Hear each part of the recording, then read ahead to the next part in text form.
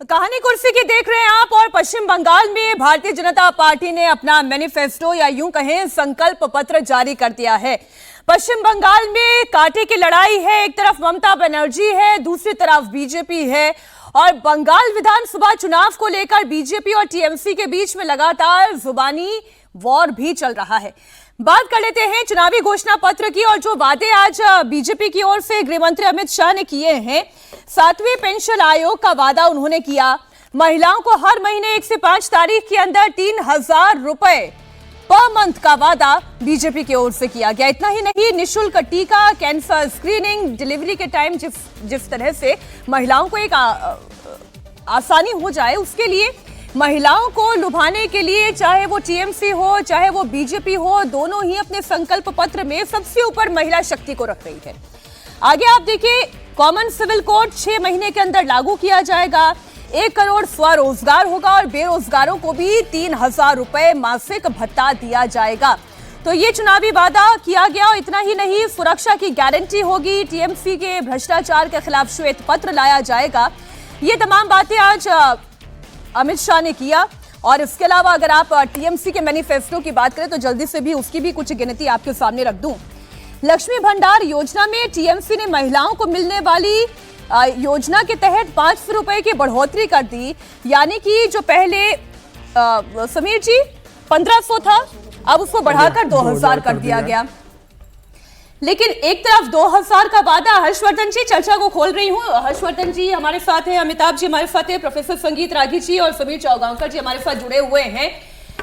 ऐसा लगता है कि चाहे वो टीएमसी हो चाहे वो बीजेपी हो, चुनाव बंगाल का हो चाहे बिहार का रहा हो, चाहे मध्य प्रदेश का या महाराष्ट्र का रहा हो या कभी हरियाणा का रहा हो, गेम चेंजर भूमिका में तो केवल महिलाएं ही हैं।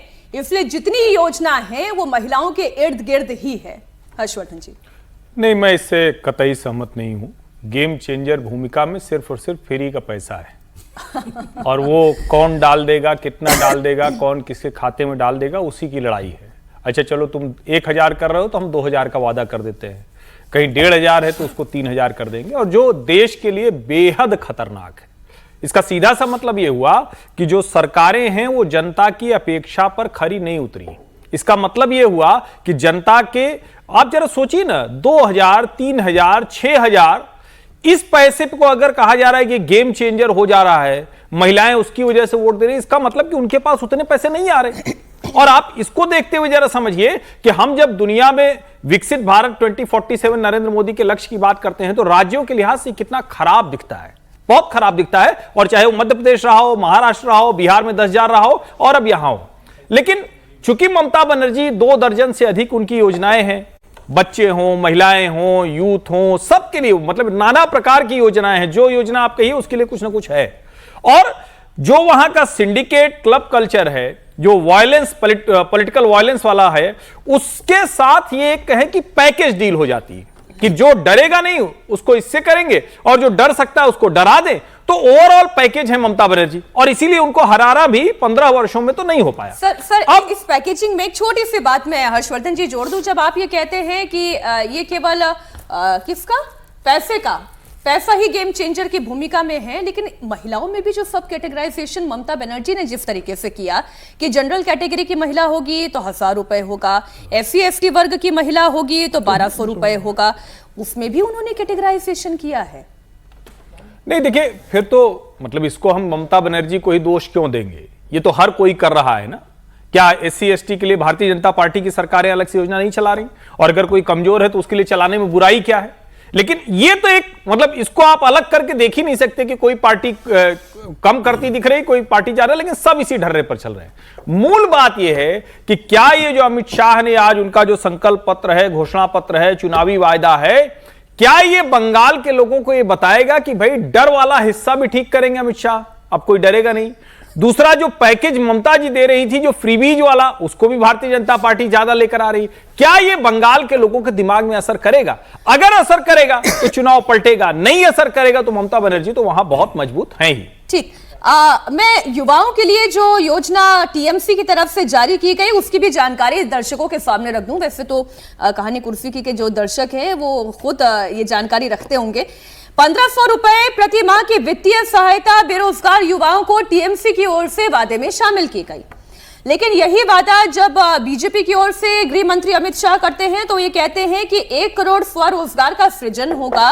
इतना ही नहीं, बेरोजगारों को 3000 रुपए मासिक दिया जाएगा। कई बार तो संगीत रागी जी, ये लगता है कि जो आम व्यक्ति टैक्स दे रहा है, जो कमाई कर रहा है, वो इन फ्री बीज के लिए ही कर रहा है कि बेरोजगारों को भी भत्ता मिले, महिलाओं को भी संबल मिले, उन्हें भी आर्थिक सहायता मिले। देखिए, मैं तो इस पूरी इस प्रकार की योजना का शुरू से मैं इसकी खिलाफत करते रहा हूँ। और जयललिता ने, सुश्री जयललिता जी ने शुरू किया था अम्मा किचन। अम्मा किचन तो अच्छी बात है। अम्मा किचन के अलावा और भी टेलीविजन दे देंगे, मिक्सर दे देंगे, मिक्सी दे देंगे, सोने की चेन। इसके अलावा फिर आपने देखा कि इसकी उत्तर भारत में इस राजनीति को अरविंद केजरीवाल लेकर के आए कि हम 200 यूनिट बिजली फ्री दे देंगे, हम ये दे देंगे, वो दे देंगे। ममता बनर्जी वहाँ पहले ही पुजारियों को और इमामों को पैसा दे रही हैं। मैं बिल्कुल इसके खिलाफ हूँ। एक नीति हो जिसके अंतर्गत आप उनको एम्प्लॉयमेंट दे सकें, उनका एम्पावरमेंट उसके अनुसार से करें, ये बात तो समझ में आती है। श्रीलंका हमारे सामने एक उदाहरण के तौर पर है कि कंगाल हो गया श्रीलंका फ्रीबीज पॉलिटिक्स के कारण से। भारत में वो स्थिति अभी नहीं आई है क्योंकि भारत बहुत बड़ा देश है, उसकी जीडीपी श्रीलंका से बहुत आगे है जी। लेकिन ये जो राजनीति का है, अब मुझे लगता है कि ये पलटने वाला नहीं है तब तक जब तक कि कोई सुप्रीम कोर्ट या इस प्रकार की चीजें, चुनाव आयोग इस पर निर्णय ले, सुप्रीम कोर्ट निर्णय ले। सुप्रीम कोर्ट में भी ये मामला गया है और सुप्रीम कोर्ट ने इस पर जो है जितना कड़ाई से सख्ती से टिप्पणी की थी, लेकिन जो निर्देश जारी करने चाहिए थे सुप्रीम कोर्ट ने, ये प्राइमा फेसाई जिसको हम कहते हैं ना, प्रथम दृष्टया ये लगता है कि ये घुसखोरी है।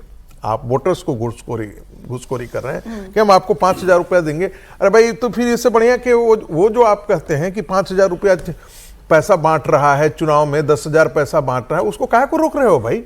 वो बाद में दे रहा, उससे पहले ही दे रहा है। वो कह रहा है कि ये 5000 रुपया लो और हमारा वोट दो। चुनाव में ये भी जानकारी आई, वही चुनाव में अब जो उसका जिक्र करना बड़ा खराब लगता है कि भाई वोट देने वाले हैं, उनका जितना है उनका पूरा वोटर आई कार्ड अपने पास रख लिया और जो है वो कहा कि बाद में तुमको वोट देने की जाने की जरूरत नहीं है। ऐसे भी मामले आए हैं। बहरहाल मुझे ऐसा लगता है कि बंगाल में जो हर्षवर्धन जी ने एक चीज जिक्र किया, भय, आज भी एक बहुत बड़े पुलिस अधिकारी से बात हो रही थी, भय का वातावरण, और भय का वातावरण जो है ना, वो सबसे बड़ी बात है। भारतीय जनता पार्टी का काडर निकल पाता है, नहीं निकल पाता है। दूसरी बात, जो बाहर से अभी ऑफिसर्स जा रहे हैं, जे आप भारतीय जनता पार्टी के सांसद जा रहे हैं, मुझे 10-20 सेकंड दीजिएगा, वो जा करके वो वही स्थिति कर रहे हैं जैसे नरेंद्र मोदी जी की चुनाव में आपने देखा होगा कि देश भर के सारे राजनेता जो जाकर के है, जिससे पूछिए, लोग कहते थे अच्छा बनारस नहीं चल रहे हैं, तो बोला हम बनारस जाके क्या करेंगे? नहीं, प्रधानमंत्री की कॉन्स्टिट्यूएंसी है। सारे बनारस में जाकर के जो है वो सारे होटल पैक हो गए, जमीन पर कार्यकर्ताओं को ले जाने के लिए, मोटिवेट करने के लिए, और उनको लड़ने का जज्बा ये भी हो रहा है कि भाई भारतीय जनता पार्टी तो जीत ही रही है, जीत ही जाएगी, कुछ ही, ये भी एक नैरेटिव है, किसी भी प्रकार से जीतेंगे। तो होता क्या है कि काडर में क्या मानसिकता आ जाती है, अरे नरेंद्र मोदी और अमित शाह हैं तो हम तो जीत ही जाएंगे। ये भावना उनको कंप्लीसेंसी से दूर रखना पड़ेगा। और ये लास्ट में नॉर्थ बंगाल में इनका बहुत अच्छा है, चल रहा है, लेकिन वहां पर सीटें 54 सीटें के आसपास ही हैं। बाकी जगह जो है मुझे लगता है जमीन पर जो संघर्ष करना चाहिए वो संघर्ष भारतीय जनता पार्टी अभी नहीं कर रही है। मैनिफेस्टो अपनी जगह होता है, लेकिन आपने देखा होगा कि बिहार के अंदर मैनिफेस्टो बहुत आया था, लेकिन वो जमीन पर उतर नहीं पाया था और कांग्रेस पार्टी के और उनके किसी को काम नहीं आया था। अभी तो देखिए चुनाव इसी मैनिफेस्टो पर भी असर कितना है, जनता कितना इस मैनिफेस्टो के साथ जाती है, उसी पर जनता भी ये तय करेगी। लेकिन दो और बातें जो आज गृह मंत्री अमित शाह ने संकल्प पत्र पढ़ते हुए समीर जी ये कहे, एक तो ये कि अगर बीजेपी की सरकार आ गई तो 6 महीने के अंदर अंदर यूसीसी वो लागू कर देंगे, कॉमन सिविल कोड जो है वो लागू हो जाएगा, ये एक पहली बात। और उसके अलावा जो सरकारी अधिकारी है उन्हें लुभाने के लिए भी उन्होंने कहा कि 7वें वेतन आयोग, 8वें, हाँ, वेतन आयोग की पेंशन। देखिए, निश्चित रूप से अगर घोषणा पत्र अगर बंगाल को लेकर देखें तो ममता बनर्जी ने अपना घोषणा पत्र 20 अप्रैल को जारी कर दिया था। उसके 8 दिन बाद 28 अप्रैल को मार्च को अमित शाह जी ने एक 14 सूत्रीय आरोप पत्र चार्जशीट ममता बनर्जी के ऊपर जारी की थी बंगाल के अंदर। और अभी कल प्रधानमंत्री मोदी ने जो 6 गारंटी दी है कि सत्ता में आने पर ये करेंगे, और आज भारतीय जनता पार्टी ने अपना घोषणा पत्र जारी किया है। ऐसा कहा जा रहा है कि भारतीय जनता पार्टी ने 8 लाख लोगों से इस पे संवाद किया है, और 8 लाख लोगों से जो फीडबैक मिला उसके आधार पर घोषणा पत्र को तैयार किया गया। तो मुझे लगता है कि भारतीय जनता पार्टी ने घोषणा पत्र को बहुत बेहतर तरीके से बनाने की कोशिश की, और जो भारतीय जनता पार्टी जिसका विरोध करती रही है उसके बाद भी भारतीय जनता पार्टी को लगा कि इस बार कोई ऐसा मौका छोड़ना नहीं है जिससे सरकार बनाने से हम चूक जाएं, बाद में हमें किसी चीज को लेकर पश्चाताप नहीं होना चाहिए। और मुझे लगता है इसीलिए शायद भारतीय जनता पार्टी का केंद्रीय नेतृत्व सहमत नहीं होगा, लेकिन उसके बाद भी मजबूरी में उनको ये कहना पड़ा कि हर महिला को हम 3,000 रुपये देंगे। अब बंगाल में तो 3 करोड़ से ज़्यादा महिलाएं वोटर है, अब उनको अगर 3,000 रुपये पर मंथ आप देंगे तो बजट कितना होगा वो उस बजट में कि जब बंगाल कंगाली के स्टेज पर ममता बनर्जी के शासन में 32 साल के कम्युनिस्टों के शासन में चला गया है। तो ये एक बड़ी घोषणा है कि 3,000 रुपये कैसे देंगे यह बीजेपी तय करेगी। लेकिन मुझे लगता है ऐसा तो नहीं होगा जैसे घोषणा कांग्रेस ने भी हिमाचल प्रदेश में कर दी थी और उसके बाद उस घोषणा को पूरा करने में, और पंजाब में भी उस घोषणा को पूरा करने में कैसे नाको चने चबाने पड़े थे, ऐसी परिस्थिति भी नहीं, मुझे लगता है कि भारतीय जनता पार्टी अगर घोषणा की है तो भारतीय जनता पार्टी जरूर देगी। भारतीय जनता पार्टी अपने घोषणा से पीछे हटती नहीं है, ये तय करेगी भारतीय जनता पार्टी को उसे कैसे पूरा करना है सत्ता में आने के बाद। टीएमसी अगर रहती है सत्ता में तो मैं उसकी बात हाँ कर रही बिल्कुल, तो मुझे लग रहा है देखेंगे कैसे पूरा होगा। लेकिन मुझे लगता है कि फिलहाल जो घोषणा पत्र और जो आरोप ममता बनर्जी पर लगाए गए भारतीय जनता पार्टी ने, मुझे लग रहा है उसका जमीनी स्तर पर असर होगा। और भारतीय जनता पार्टी ने बहुत एक अच्छे संगठन की व्यवस्था की है कि जो भारतीय जनता पार्टी अपने घोषणा पत्र में मुद्दे लेकर आई है वह मुद्दे भारतीय जनता पार्टी 3 महीने पहले ही जमीनी स्तर पर घर घर पहुंचाने की कोशिश कर चुकी थी। अब भारतीय जनता पार्टी कह रही कि भाई इस बार भय बनाम भरोसे का मामला चुनाव होने वाला है। ममता बनर्जी के 15 साल के भय के खिलाफ नरेंद्र मोदी के भरोसे का चुनाव होने वाला है। तो भय और भरोसे में इस बार ये वोटिंग कैसी होगी? भय अब हुमायूं कबीर को हो रहा होगा। मैं अगली खबर इसलिए ले लूं क्योंकि इतना बड़ा खेल हुआ है हुमायूं कबीर के स्टिंग ऑपरेशन सामने आने के बाद। बंगाल का चुनाव इस वक्त अपने पीक पर है और ऐन मौके पर इतनी बड़ी हलचल हो गई है मुस्लिम वोटों को इंटैक्ट रखने के लिए। और वैसे हुमायूं कबीर ने गठबंधन बनाया, लेकिन यह गठबंधन टूट गया। पश्चिम बंगाल में टीएमसी ने हुमायूं कबीर के स्टिंग ऑपरेशन का एक वीडियो जारी किया और उसके बाद ओवैसी ने हुमायूं कबीर की पार्टी से नाता तोड़ लिया। ओवैसी की पार्टी अब अकेले अपने दम पर चुनाव लड़ने की बात कर रही है। और हुआ कुछ यूं कि टीएमसी ने हुमायूं कबीर का एक वीडियो जारी किया और फिरहाद हाकिम ने भी आरोप लगाया कि देखिए कैसे 1000 करोड़ में हुमायूं कबीर बिक गए और मुसलमान का वोट वो बेच रहे हैं। किसे बेच रहे हैं? वो बीजेपी को बेच रहे हैं। बाबरी के नाम पर हुमायूं कबीर मुसलमानों को धोखा दे रहे हैं। स्टिंग ऑपरेशन का एक छोटा सा हिस्सा मैं आपको दिखाती हूं और उसके बाद फिर इस पर चर्चा करते हैं।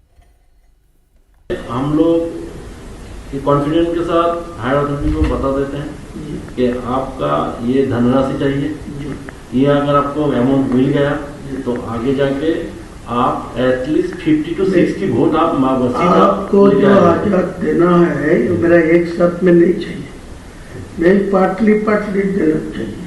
मैं जो 22 तारीख रैली में जो बाबरी मस्जिद का जो लिब रखा उसी दिन मेरा 82 लाख खर्चा होगा। आज के दिन में वो 6 से 7 करोड़ आ गया। मेटेरियल्स भी 2-3 करोड़ को आ गया। ईटा स्टोन ये तो हम लोग देख रहे हैं वीडियो में इसमें कि आपका एकदम ऐसा ही चल रहा है। तो मैं आपको यही बोलते हैं जितना जल्दी है 2 करोड़ 200 करोड़ दे दीजिए। तो हुमायूं कबीर जो बात करते हुए दिख रहे हैं उसमें इतना तो समझ में आ रहा है कि अगर जैसा टीएमसी ये दावा कर रही है कि ये हुमायूं कबीर हैं और अगर ये एआई जनरेटेड वीडियो नहीं है तब तो ये मसला बड़ा गंभीर है। और अगर ये एआई जनरेटेड वीडियो भी है तो भी गठबंधन तो टूट गया है। असदुद्दीन ओवैसी अब हुमायूं कबीर के साथ नहीं खड़े हैं। ऐसे में मुस्लिम वोटों की राजनीति किस करवट बैठेगी? टीएमसी क्या पूरा स्वीप कर लेगी मुस्लिम मोहल्ला? ये बात हो रही थी ब्रेक पर जाने से पहले हुमायूं कबीर का एक स्टिंग ऑपरेशन, जैसा टीएमसी ने दावा किया कि हुमायूं कबीर इस वक्त मुस्लिम वोटों की खरीद फरोख्त कर रहे हैं और कैसे कर रहे हैं। उन्होंने अपने आप को बेच दिया है। 200 करोड़ रुपए पर बात तो 1000 करोड़ पर तय हुई और 200 करोड़ उन्होंने कहा कि वो पहले चाहिए और बाकी काम होने के बाद। जिस तरीके के दावे इस वक्त टीएमसी कर रही है, हालांकि तृणमूल कांग्रेस ने हुमायूं कबीर का ये वीडियो दिखाया तो, पर इसकी ऑथेंटिसिटी के बारे में उन्होंने कोई दावा नहीं किया। ये वीडियो कहाँ का है, किसने बनाया, हुमायूं कबीर किससे बात कर रहे हैं। लेकिन इस वीडियो के आधार पर तृणमूल कांग्रेस के नेताओं ने दावा किया कि बीजेपी ने चुनाव में मजहब के नाम पर मुसलमानों को बहकाने के लिए हुमायूं कबीर को मैदान में उतार दिया। इस वीडियो में हुमायूं कबीर जो कहते हुए दिख रहे हैं, बाबरी के नाम पर मुसलमानों को बेवकूफ बनाना बहुत आसान काम है। एक हिस्सा इस स्टिंग का आपको और दिखा दे। मुस्लिम लोग बेसिकली ना बहुत इनोसेंट होता है। हाँ, बहुत तो इसको बेवकूफ बनाना बहुत आसान बहुत आसान है और उसी सबको बोल रहे हैं। आज के दिन को 100 मुसलमान से 80 मुसलमान को मेरा खिलाफ कोई बोलेगी तो आपको तोड़ के मारने जाएगी। देख लीजिए आप परीक्षा। ये कहना है कि ये जो मुस्लिम लोग हैं इनको तो आपको गुमराह करना है ना। इसको आपको कुछ हद तक जाके इसको बेवकूफ भी बनाना पड़ेगा। अगर आप बेवकूफ नहीं बनाएंगे तो वो उनका पास चला जाएगा। तो आज का दिन में जो मैं मुद्दा उठाया ना बाबरी मस्जिद का, वो होगा नहीं होगा बाद में सोचिए। आज के दिन में ये सारा इंडिया का मुसलमान लोग मेरा साथ होते हैं।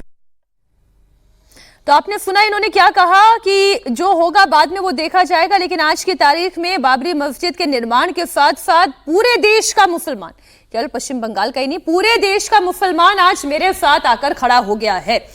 तो पहले तो इस बात पर ही चर्चा हो जाए। अमिताभ जी, देखिए आपकी बात आनी रह गई थी कि वो मुस्लिम जो ऐसा लग रहा था कि टीएमसी और हुमायूं कबीर, असदुद्दीन ओवैसी के बीच में बट सकता है।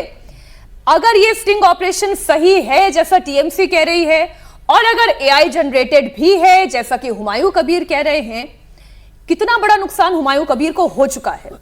देखिए, अगर ये सही है तो हुमायूं कबीर का पॉलिटिकल कैरियर खत्म हो गया है और इसमें अब कोई शक नहीं है कि जिस तरह से दिखाया जा रहा है, 2 बांग्ला भाषी हिंदी में बात कर रहे हैं। मुझे थोड़ा सा उस पर अजीब सा लग रहा है क्योंकि आप उनके एक्सेंट सुनेंगे तो 2 बांग्ला बोलने वाले लोग बात कर रहे हैं। खैर, अगर ये सही है तो इनका पॉलिटिकल कैरियर खत्म हो गया है। लेकिन वो जो AIMIM के साथ इनका गठबंधन था वो टूटा। वो नहीं भी टूटता ना तो इस समय जो स्थिति है बंगाल की, खासकर SIR रिवीजन के बाद, मुझे नहीं लगता है हुमायूं कबीर या AIMIM के साथ कोई भी मुसलमान खड़ा दिखना चाहेगा। और SIR एक बहुत बड़ा मुद्दा रहेगा। आप जैसे शमशेरगंज जैसा एक कंस्टिट्यूंसी है, 25% वहाँ के वोटर्स को बाहर कर दिया गया है, उनका रिवीजन नहीं हो रहा है। तो कुल मिला के अगर भी देखें तो इस समय वोट कंसोलिडेशन बहुत है। 27% सेंसस बताता है, ममता दीदी बताते हैं ये 33% है। तो वो और ये तो पूरा ढकोसला था ना ये बाबरी मस्जिद बनाने का। ये तो आदमी शुरू से मुझे लगता था सही नहीं है जिस तरह से ये सारी चीजें दिखा रहे थे और दुनिया को भी यही लग रहा था। तो ये पूरा अगर आप इस प्रोसेस को भी, इसके डिटेल में भी जाएं तो पता चलेगा कि ये आदमी जो है सिर्फ इस चीज के लिए आगे आया था कि किस तरह वो मुसलमानों के वोट को अलग कर पाएगा और उसमें कितना सफल रहता है या नहीं रहता। हालांकि दिखाया तो जा रहा था कि एक मूवमेंट की तरह है, लोग बहुत आ रहे हैं, बहुत ये कर रहे हैं, लेकिन मुझे नहीं लगता है इस पर एटलीस्ट हुमायूं कबीर पहले भी कोई एक फैक्टर था, अब भी कोई एक फैक्टर रहेगा। लेकिन हर्षवर्धन जी, ये जो मुसलमानों का वोट एक मुश्त आज तक टीएमसी को मिलता आ रहा है। हमने कई बार ये डेटा दर्शकों के साथ साझा किया। साल 2006 में जो 22% मुस्लिम वोट टीएमसी के साथ खड़ा होता था, वो 2021 तक आते आते 75% पर आ गया है। ये कैसे हो पाया है? ये इसी मुस्लिम वोट के सहारे हो पाया है? नहीं, देखिए, ममता बनर्जी मुसलमानों की निर्विवाद नेता हैं, इसमें कोई बट नहीं रखना चाहिए। और ममता बनर्जी मुसलमानों की नेता बनी रहे, इसके लिए वो हर संभव कोशिश भी करती हैं, कोई कसर तो छोड़ती नहीं। इसीलिए उनके सबसे जो विश्वसनीय लेफ्टिनेंट हैं वो फिरहाद हकीम हैं, जो फिरहाद हकीम कहते हैं कि जल्दी ही हम मुस्लिम बहुल बना देंगे। हमारा 33% आबादी तो हो ही गया है, जल्दी ही हम मुस्लिम बहुल हो जाएंगे, नहीं 50% प्लस हो जाएंगे। और जिस तरह से घुसपैठियों के मामले पर ममता बनर्जी और उनकी पार्टी ने यू टर्न लिया है, तो सिर्फ मुसलमान नहीं, भारतीय मुसलमान ममता जी के साथ, तो इसमें कोई दिक्कत नहीं, जो बाहर से आता है उसको भी लगता है कि देखो चाहे जो हो, लेकिन हमारा जो बचना है, हमारा जो जिसको कहते हैं ना कि हम मार के निकाले नहीं जाएंगे, कॉलर पकड़ के घसीटे नहीं जाएंगे, बीएसएफ हमको रोक नहीं लेगी, डिटेंशन सेंटर में नहीं डाले जाएंगे, वो कब होगा? जब भारतीय जनता पार्टी सत्ता में ना आए और ममता जी सत्ता में रहे। तो इसमें कोई कंफ्यूजन नहीं। लेकिन एक बात मुझे गंभीर लगती है, हुमायूं कबीर मूल रूप से ममता बनर्जी के एक अति विश्वस्त साथी रहे, दाएं बाएं वो होते रहे। ठीक चुनाव के पहले अचानक वो बाबरी की नींव खोदने लगते हैं और चुनाव की तारीखें हो गई हैं, चुनाव चढ़ गया है, अब बंगाल पे ही सबकी नजर है, अभी असम, केरलम और पुडुचेरी का वोटिंग भी हो गई। अचानक एक बढ़िया सा स्टिंग आ जाता है, तो क्यों ये न माना जाए कि इसको ममता बनर्जी ने पैसे देकर ये स्टिंग करा दिया होगा, या तृणमूल कांग्रेस ने? इसके बेनिफिशियरी कौन? सर आप ये कह रहे हैं कि हुमायूं कबीर अभी भी ममता बनर्जी के ही एक प्यादे हैं जो इस दिन तक का इंतजार कर रहे थे? जो व्यक्ति किसी भी वजह से, पैसे की वजह से, सत्ता की वजह से इधर से उधर जा सकता है, उसकी कोई क्रेडिबिलिटी तो उसको उधर का दिखता रहूं, इधर का हो जाऊं, इसमें कहां दिक्कत दिखती है? ये तो कोई समस्या ही नहीं। अच्छा। दूसरा जो बहुत ठीक बात कही, बंगाल के चुनाव में हिंदी का कौन सा स्टिंग होगा भाई? ये लोग तो कभी, मतलब बंगाली लोग, बांग्ला भाषी लोग अपना चूंकि बहुत प्रिय होती है और मातृभाषा सबको प्रिय होनी चाहिए, उसी में बोलना चाहिए। आमतौर पर ऐसी बातचीत ऐसे हिंदी में नहीं होती। मैं ये कह रहा हूं, चाहे ये वीडियो सही हो गलत हो, पहली बात तो आज तक के इतिहास में कोई वीडियो उसका कुछ निकला नहीं। कैश फॉर वोट हुआ था और एक स्वनाम धन्य संपादक ने तो सुनते हैं कि डील वील भी कर ली थी, जाने क्या हुआ था? क्या हुआ? कुछ नहीं हुआ। तो ऐसी चीजों का मकसद क्या होता है कि चुनाव के समय में एक मोमेंटम करना। तो अभी क्या करेगा? इसकी सोल बेनिफिशियरी अगर कोई है तो ममता बनर्जी है। तो कहा जाता है कि संदेह वहां करो जिसको लाभ मिलना हो, तो संदेह वहां करो जिसको लाभ। और क्या भारतीय जनता पार्टी इतनी नासमझ और मूर्ख पार्टी है कि 1000 करोड़ ऐसे लेके जाके किसी को दे देगी? 1000 करोड़ रुपया उसका तो कुछ, मतलब कोई तो ऐसा व्यक्ति होगा ना जो उसकी अथॉरिटी बने। हुमायूं कबीर किसी से भी राह चलते बात कर लेंगे, मतलब ये भी तो समझना चाहिए। और वो भी इतने खुलकर, और मैं इसमें कोई संदेह नहीं देखता हूं कि ममता जी के पीछे मुसलमान पूरी ताकत से खड़ा था, खड़ा है, खड़ा होगा। ये तो लड़ाई नहीं, लड़ाई ये है कि क्या हिंदू वो ये कहेगा कि भैया यहां तक जाके अब बर्दाश्त नहीं हो रहा है। नहीं यह मसला ये इस पर तो, लेकिन जो अब आप दोनों ने एंगल दिया है, मुझे तो अब ये लग रहा है कि ये प्लॉट कब बना, किसने प्लॉट बनाया और इसका खुलासा कैसे हुआ? क्योंकि बाबरी मस्जिद की नींव तो 6 दिसंबर को पड़ गई थी, 19 को स्टिंग हो गया, अब उसको रिलीज किया गया। देखिए मीनाक्षी, शायद कहानी कुर्सी में ध्यान होगा, समीर चौगांवकर जी उस समय भी बार बार बोल रहे थे, मुझे अभी भी उनकी बातें याद है कि ये हुमायूं कबीर जो है वो ममता बनर्जी का आदमी है। यदि नहीं होता तो ममता बनर्जी जो है बाबरी मस्जिद वहाँ बनाने के खिलाफ एक्शन लेती। एक्शन न लेकर के एक ढंग से सपोर्ट किया और वहाँ पर इतनी बड़ी भीड़ आई, कॉम्युनल दंगा हो सकता था, कुछ भी हो सकता था। ये सब कुछ भी नहीं हुआ, कुछ भी नहीं हुआ, सारी चीजें शांति से निपट गई। पुलिस उसमें मदद करता रहा। ममता बनर्जी का ही ये पूरा का पूरा खेल रचा हुआ है और ये जानबूझ करके रचा हुआ है ताकि लास्ट मिनट में मुसलमानों को यह बताया जाए कि देखो तुमको वोट कहीं और न दे करके भारतीय जनता पार्टी के खिलाफ वोट करना है। ये जानबूझ करके सारा, मुझे किसी ने आज कहा था कि आप समझते हैं कि अमित शाह जी और आपके भारतीय जनता पार्टी के नेता ही बड़े बड़े रणनीतिकार हैं। ममता बनर्जी सातिरपाना में किसी भी तरीके से छल, प्रपंच, धोखा, भय, इसमें 10 गुना आगे है। बंगाल वही चलाती हैं, बंगाल में उनका वो टेरर है। जब डायरेक्टर इस कहानी की वही है, आप ये कहना चाह रहे यही डायरेक्टर है इस कहानी के? किसी को कोई संदेह नहीं होना चाहिए। ये शुद्ध और सुर्त अंतिम समय में मुस्लिम वोटों के पोलराइज्ड वोटिंग कर सके। और आपको बता दूं कि जो 2024 का इलेक्शन था, 75% कर रही थी, 90% मुसलमानों का वोट जो है वो टीएमसी को गया था पार्लियामेंट 2024 के पार्लियामेंट्री इलेक्शन में। 2021 की चुनाव की आप बात कर रही थी, मैं 2024 की मैं बात कर रहा हूं। यानी कि जो ग्राफ बड़ा है, मुसलमान इसलिए किसी को जिताने के लिए वोट नहीं करता है, मुसलमान भारतीय जनता पार्टी को हराने के लिए वोट करता है, क्योंकि उसमें भारतीय जनता पार्टी में उसे हिंदू देखता है। वो हिंदू को हराने के लिए वो वोट करता है। हिंदू ममता बनर्जी को मुसलमान नहीं देखती है। ये जब तक बंगाल के हिंदुओं में नहीं आएगा कि ये महिला मुस्लिम परस्त है और मुस्लिम राजनीति को इस हद तक ला करके खड़ी दे रही है कि एक दिन बांग्लादेश जैसा और कश्मीर जैसी हालत बंगाल के हिंदुओं का हो जाएगा। जब तक ये जज्बा या ये खतरा महसूस नहीं करेगा बंगाल का हिंदू, तब तक वो भारतीय जनता पार्टी की तरफ नहीं आएगा। लेकिन ये जब आपने कहानी का दूसरा पहलू हमारे सामने रखा है, मैं तो समीर जी ये कह रही हूं कि अगर वाकई में ममता बनर्जी ने इस कहानी को लिखा है, पटकथा उनकी है, डायरेक्शन उनका है, हुमायूं कबीर एक शानदार अभिनेता हैं, खामखा में असदुद्दीन ओवैसी वो फंस गए। निश्चित रूप से मुझे लगता है ओवैसी फंसे ना फंसे, मुझे लगता है भारतीय जनता पार्टी जरूर इस जाल के अंदर फंस गई है। वो भी फंस गई। और भारतीय जनता पार्टी का जिस तरीके से नाम लिया है कि भाई 1000 करोड़ की डील का जिक्र किया जा रहा है सॉरी, मुझे लगता है कि भारतीय जनता पार्टी को इस मामले को गंभीरता से लेना चाहिए और इसकी जांच करवानी चाहिए। भारतीय जनता पार्टी तो एफआईआर दर्ज कराए और हुमायूं कबीर को लगता है कि एआई जनरेटेड है तो वो तुरंत एफआईआर दर्ज कराए और हाईकोर्ट जाए। एफआईआर नहीं हुई अभी तक। वो एफआईआर दर्ज कराए, वो हाईकोर्ट जाए कि तुरंत इसकी जांच करवाई जाए। अमित शाह से वो इस बात की मांग करे कि भाई इसकी तुरंत जांच करवाई जाए। मुझे लगता है कि ये एआई जनरेटर नजर नहीं आ रहा है, ये ममता बनर्जी की पूरी लिखी हुई स्क्रिप्ट है, लेकिन भारतीय जनता पार्टी इस मामले में पूरी तरीके से मतलब फंस गई है। भारतीय जनता पार्टी के लिए नुकसान ज्यादा है, क्योंकि जो मुसलमान वोट बटने की संभावना थी, वो पूरा मुसलमान वोट ममता की तरफ शिफ्ट होता दिख रहा है। क्योंकि वैसे भी अगर आप बंगाल की देखेंगे तो 23 जिलों में से 9 जिलों में 25% ज्यादा मुसलमान है और 160 सीटों पे वो प्रभाव डालते हैं। 160 सीट्स के ऊपर 2021 का अगर चुनाव देखेंगे तो 160 सीटों में से 109 सीटें ममता बनर्जी जीती थी। 80% से ज्यादा मुस्लिम वोट ममता बनर्जी को मिला था। तो ममता बनर्जी का वो स्ट्रांग होल्ड इस बार ओवैसी और हुमायूं कबीर मिलकर लग रहा था कि वो ममता बनर्जी को डेंट करेंगे और ममता बनर्जी के लिए बहुत मुश्किल होगा उस वोट को रोकना। ऐसी स्थिति में स्ट्रिंग का आना, मुझे लग रहा है ये ममता बनर्जी की बनाई हुई एक स्टोरी है, एक पूरा बनाया हुआ एक पूरा ये स्क्रिप्टेड है।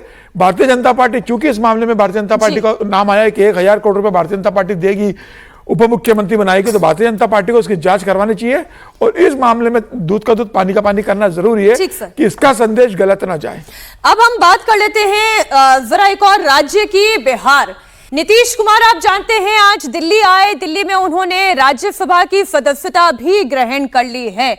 अब उनका वो चैप्टर बिहार के मुख्यमंत्री के तौर पर वो क्लोज हो चुका है, उनकी पॉलिटिक्स का एक नया चैप्टर शुरू हो चुका है। आज तस्वीरें उस वक्त की आप देख रहे हैं जब नीतीश कुमार राज्यसभा सांसद के तौर पर शपथ ले रहे थे। दिल्ली में उपराष्ट्रपति सीपी राधाकृष्णन ने संसद भवन परिसर में उन्हें शपथ दिलाई। नीतीश के बाद अब कौन सीएम बनेगा, इसी को लेकर चर्चा तेज है। इस पर मंथन के लिए दिल्ली में बिहार बीजेपी के कोर ग्रुप की बैठक भी बुलाई गई है। राजनीतिक हलकों में चर्चा यह है कि पटना लौटने के बाद नीतीश कुमार 14 अप्रैल तक मुख्यमंत्री पद से इस्तीफा दे सकते हैं और केंद्र की राजनीति में सक्रिय भूमिका निभा सकते हैं, जहां वो पहले भी सक्रिय रहे हैं। साल 2005 में बिहार की सत्ता के केंद्र में रहे, अब तक 10 बार मुख्यमंत्री पद की शपथ ले चुके हैं। अपने आप में ये एक रिकॉर्ड है। सूत्रों की माने तो बिहार में पहली बार बीजेपी का सीएम बनने जा रहा है और इसमें अब कोई दो राय नहीं है कि बीजेपी ही अब ड्राइविंग सीट पर होगी। कई सारे नाम चल रहे हैं, अब इनमें से किस पर मुहर लगेगी इसी का इंतजार है। जानकारी के मुताबिक 3 अप्रैल को बिहार कैबिनेट की बैठक होगी और 14 अप्रैल को नीतीश कुमार सीएम पद की शपथ लेने, माफ कीजिएगा, जो भी सीएम पद की शपथ लेगा वो सम्राट चौधरी होंगे, नित्यानंद राय होंगे, कोई और नाम इसमें हो सकता है। इसे लेकर जितने भी अभी क्वेश्चन मार्क हैं उन सबका आंसर आपको मिलने जा रहा है 15 तारीख को, जब शपथ ग्रहण हो जाएगी। हर्षवर्धन जी, कौन संभालने जा रहा है सीएम पद की इस कुर्सी को?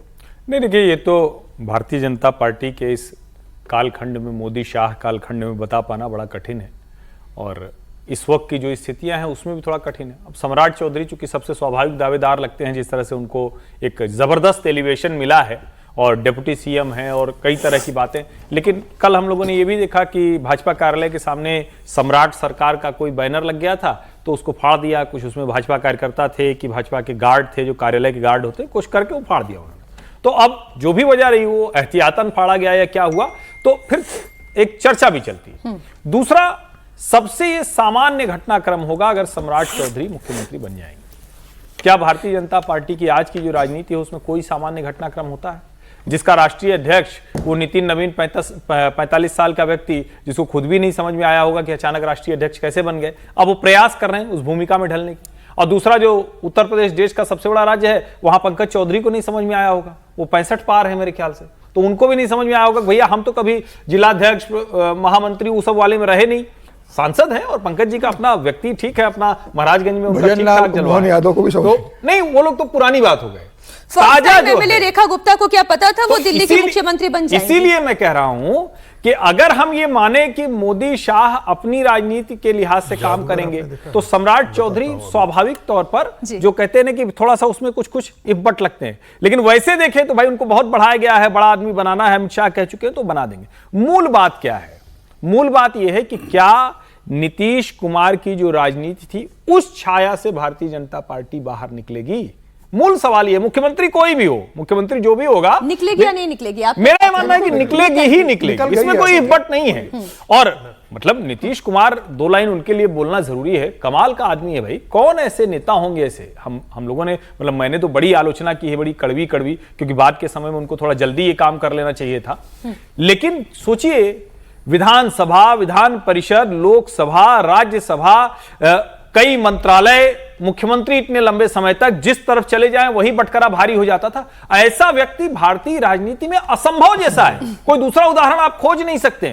तो मुझे लगता है कि नीतीश कुमार की विदाई के तौर पर आप देखें तो अच्छा है कि राज्यसभा में ले आए। बाकी अब नीतीश कुमार की कोई भूमिका या कोई महत्व होगा, मुझे कतई नहीं लगता, और यह उम्मीद नीतीश कुमार भी नहीं कर रहे होंगे। बस एक बात कहूं, अगर निशांत को बहुत महत्वपूर्ण भूमिका देनी है तो निशांत भी डिप्टी सीएम रहे और सम्राट चौधरी भी सीएम रहे, ये थोड़ा सा होता मुझे मुश्किल दिखता। करने को भारतीय जनता पार्टी कुछ भी कर सकती है। अभी जब आप हर्षवर्धन जी अपनी बात रख रहे थे, राघी जी धीरे से मुझे बोल रहे थे आपने जादूगर की कहानी सुनी है, तो एक जादूगर वाले प्रदेश से मैं भी आती हूँ, राजस्थान से, लेकिन फिर भी एक जादूगर की कहानी आप भी बता दीजिए।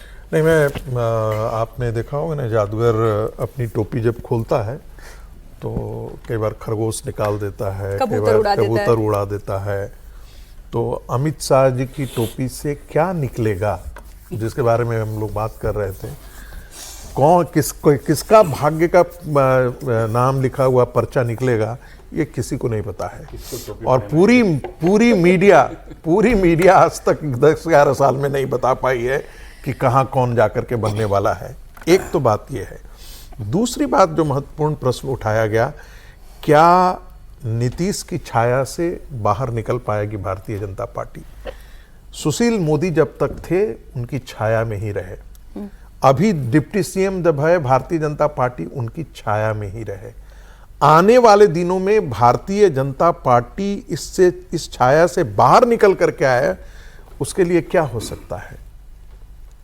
या तो नीतीश जी की पार्टी का कोई व्यक्ति हो जो भारतीय जनता पार्टी के लिए भी, नाम भी दे दीजिए। नाम हम नहीं दे रहे हैं, मैं तो एक विश्लेषण कर रहा हूँ। जी हाँ, बोल दीजिए। नहीं, मैं ललन सिंह बोल दीजिए। ललन सिंह, संजय झा, ठीक है, बनेगा भारतीय जनता पार्टी का। लेकिन भारतीय जनता पार्टी में आप आज के दिन में भारतीय जनता पार्टी अब कैलाशपति मिश्र वाला पार्टी तो नहीं रह गया ना। वो दौर भी हमने देखा है, 1984 का दौर था, गया में अधिवेशन चल रहा था और इंदर सिंह नामधारी जो है वो बाद में झारखंड में अध्यक्ष बने। इंदर सिंह नामधारी उस समय अध्यक्ष थे भारतीय जनता पार्टी के, और आडवाणी जी को नीचे हमने जमीन पर देखा है, और पत्तल जिसको कहते हैं ना, पत्थर पर दाल चावल सब्जी परोसते हुए, और जिसमें भारतीय जनता पार्टी का अध्यक्ष जो है वो बाल्टी में दाल लेकर के चला रहा है कलछल से। तो संघर्ष के उस दौर से भारतीय जनता पार्टी निकल करके आई है। जो बंगाल का भारतीय जनता पार्टी है वो 2014 का भारतीय जनता पार्टी है, जो त्रिपुरा का भारतीय जनता पार्टी है वो 2014 का भारतीय जनता पार्टी है, जो असम का भारतीय जनता पार्टी है जिसे आप सत्ता में देख रहे हैं वो 2014 के बाद की है। सब सारे नरेंद्र मोदी की देन है, बिहार की भी देन है नरेंद्र मोदी को, लेकिन बिहार संघर्षों से निकल करके आया है। वो वहां के तपिश जो है, वहां के कार्यकर्ताओं ने मार खाई है, डंडे खाए हैं, और उसमें भारतीय जनता पार्टी के नेताओं को और भारतीय जनता पार्टी के कार्यकर्ताओं को यह कम से कम जरूर रहेगा कि वो ऐसा व्यक्ति हो जो संगठन को कम से कम समझे, जो भारतीय जनता रागी जी कह पार्टी रहे हैं- के विचारधारा से कम रागी जुड़ा साहब हुआ का हो। ये कहना है कि जिन लोगों ने संघर्ष किया है, डंडे का है, दरी बिछाई है, वही मुख्यमंत्री बने, सम्राट चौधरी ना बने, क्योंकि वो भारतीय जनता पार्टी के संस्कारों से निकले हुए नेता नहीं है। तो जिन्हें लंबा संघर्ष किया, देखिए, मैं कहने का तात्पर्य कोई बता रहा नाम हूं नहीं मैं। देता है। और मैं- प्लीज मैं- मैं इसको अच्छा, ठीक है, लेकिन ये गंभीर ब्रेक- साहब, क्योंकि दोनों नहीं, मेरे सुनिए ना। मित्र हैं, इसलिए ब्रेक- एक मिनट ब्रेक मैं पर जाने इसको से पहले clear मुझे कर और दूं। राय चाहिए नहीं, जी। नहीं, एक मिनट क्लियर कर दूं। देखिए, शुभेंदु अधिकारी भी बाहर से आए हुए हैं, बहुत अच्छा काम कर रहे हैं भारतीय जनता पार्टी के लिए। हेमंत विश्व शर्मा भी बाहर से आए हुए हैं, वो भी बहुत अच्छा काम कर रहे हैं। अब आसाम के, आपको उससे बड़ा वो आसाम के अमित शाह ही हैं एक ढंग से। अरे सर, मुझे ये तो बताइए मैं ना, आपने ये नहीं मित्र कह बोल रहा दिया, हूं। रागी जी आपने मित्र बोल दिया, तो ये बताइए आपका मित्र सीएम बनने जा रहा है? नहीं, मैंने क्या कहा, इतनी क्षमता तो किसी को है ही नहीं जो प्रिडिक्शन कर डाले। ठीक है, मैं निशांत कुमार पर भी, फिर मैं अमिताभ जी आपके पास गया। निशांत कुमार, क्या वो उप मुख्यमंत्री बनेंगे या अभी उन्हें प्रोबेशन पीरियड में ही रखा जाएगा? पहले थोड़ा और सीखें, थोड़ा और समझें, थोड़ा और पढ़ें, और उसके बाद फिर आने वाले कुछ सालों में कुछ परिवर्तन ये होगा? इनसे पूछेगा ना तो ये बिहार पर नहीं, एक टिप्पणी कर दूं। यदि ऐसा होता है तो नीतीश जी की पूरी जो आज तक की जो उपासना है उस पर एक धब्बे और प्रश्न चिन्ह जैसा खड़ा होगा, क्योंकि उन्होंने ही कहा था कि हम परिवार को आगे नहीं बढ़ाएंगे।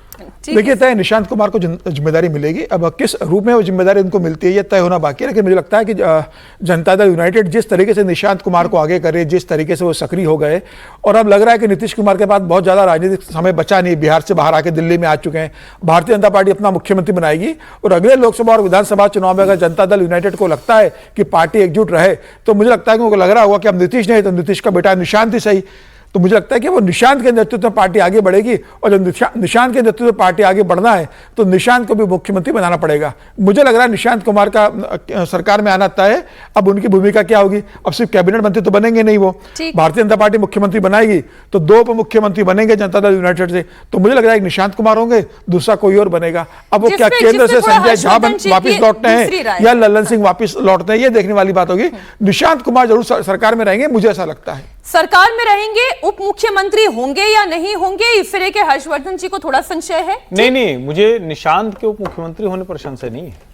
अच्छा, वो निशांत उप मुख्यमंत्री होंगे ही होंगे, इसमें कोई बट नहीं। मुख्यमंत्री नहीं हो सकते? नहीं, सवाल ही नहीं होता। मुख्यमंत्री बीजेपी का, देखिए, निशांत अभी हैं तो उप मुख्यमंत्री के योग्य भी नहीं, लेकिन भाई क्या तेजस्वी तेज प्रताप थे? क्या राहुल गांधी नेता प्रतिपक्ष बनने लायक थे? क्या जो दूसरे पारिवारिक लोग हैं वो सब बनने लायक थे? वो तो भाई उनके पिता माता थे, उन्होंने बैठा दिया। नीतीश कुमार ने ये काम अपने बच्चे के साथ नहीं किया। सुनेत्रा पवार, हाँ, मान लीजिए, वो तो खैर ताजा उदाहरण है ही। सुनेत्रा जी के सामने वो हटा लिया प्रत्याशी जो है, अच्छा, कांग्रेस। तो मुझे लगता है कि बिहार में पूरी तरह से बदलाव होने जा रहा है। अब इसमें कैसे व्यक्ति को भारतीय जनता पार्टी करेगी? स्वाभाविक तौर पर सबसे आसान विकल्प है कि सम्राट जी का नाम हम सब लोग ले दें, लेकिन फिर वही हम लोग लेते हैं, फिर मोदी शाह जी का चेहरा सामने याद आ जाता है। देखिए, मैं वहां से शुरू करूंगा जब आपने कहा कि नीतीश जी अब केंद्र की राजनीति में सक्रिय होंगे बिहार की राजनीति से, तो ये मान लेना चाहिए कि नीतीश जी अब निष्क्रिय हो गए हैं, इसीलिए बिहार से दिल्ली आए हैं। तो उनको एक निष्क्रियता और एक आप ये कहें कि एक स्टेट्समैन या सीनियर पॉलिटिशियन की तरह ही देखेंगे दिल्ली में रहते हुए। और ये बात देखिए, आप सब कहते हैं बीजेपी और जेडीयू, उसमें एक बिहार में बहुत अच्छी परंपरा है कि सोशलिस्ट पार्टी का इन्फ्लुएंस बहुत ज़्यादा रहा है, और उसी नींव के हैं हमारे नीतीश जी। और उस तरह से अगर देखें तो पूरी तरह से बीजेपी जो वहां अभी बनेगी वो उस सोशलिस्ट परंपरा के जितने भी डिसेंडेंट हैं उनको समाहित करने की कोशिश करेगी। और नीतीश जी को भी अगर आप देखें, उनकी राजनीति भी देखें, तो उनमें जब होता था कि कम्युनल लाइंस पे जब वोटिंग होती थी तो बहुत सारे मुसलमान भी नीतीश जी को वोट देते थे, तो वो एक बेस था। अब अगर बीजेपी ये चाह रही है कि वो उस बेस को इनहेरिट कर लेगी, तो सम्राट चौधरी उसके लिए सबसे प्रबल दावेदार होंगे। उनके पिताजी कांग्रेस में थे, फिर आरजेडी में, सब पार्टी समीकरण हो गया, ईबीसी वोट हो गया, और तो सम्राट चौधरी सबसे अच्छे होंगे। लेकिन वही है कि अब मोहन यादव, विष्णुदेव साई, और इस पर हमने पहले भी किस्सा कुर्सी में चर्चा कर चुके हैं कि कौन बनेगा और वो कौन टोपी से निकालेंगे, अमित शाह जी जैसा रागी जी ने कहा, वो देखना बड़ा इंपॉर्टेंट होगा। और मुझे अब तक तो यही लग रहा है सम्राट चौधरी होंगे, सब यही बात कर रहे हैं। लेकिन पॉलिटिक्स में अगर आप सब कुछ एक ही प्रेडिक्ट भय कर लें, है कि जिसका नाम जब जब बहुत जोर शोर से लिया गया है उससे कुछ अलग ही नाम निकल कर सामने आया है। पता नहीं ये बिहार में होगा या नहीं होगा। मीनाक्षी, कल तो पूरा पटना में या कल चल रहा था, बीजेपी के एक बड़े नेता का नाम लेकर के मैं बताना नहीं चाहूंगा, उन्होंने भी अप्रूवल दे दिया है सम्राट चौधरी का। सब कह रहे हैं सम्राट चौधरी, मैं तो कहीं हो रहा नहीं, वो स्वाभाविक तौर पर है। मतलब बीजेपी कम से कम बिहार में हैरान नहीं कर देगी अचानक से। सबकी निगाहें इस वक्त पाकिस्तान के इस्लामाबाद में हैं। ईरान और अमेरिका के बीच वार्ता क्या हो पाएगी, पहला तो सवाल ही यह है। फिर वार्ता की कामयाबी की बात तो अलग, क्योंकि पाकिस्तान में तैयारियां तो जोर शोर से हो रही हैं। वहां पर रेड जोन भी बना दिया गया, 2 दिन की छुट्टी का अनाउंसमेंट भी कर दिया गया, होटल भी पैक कर लिए गए, सारी चीजें हो गई।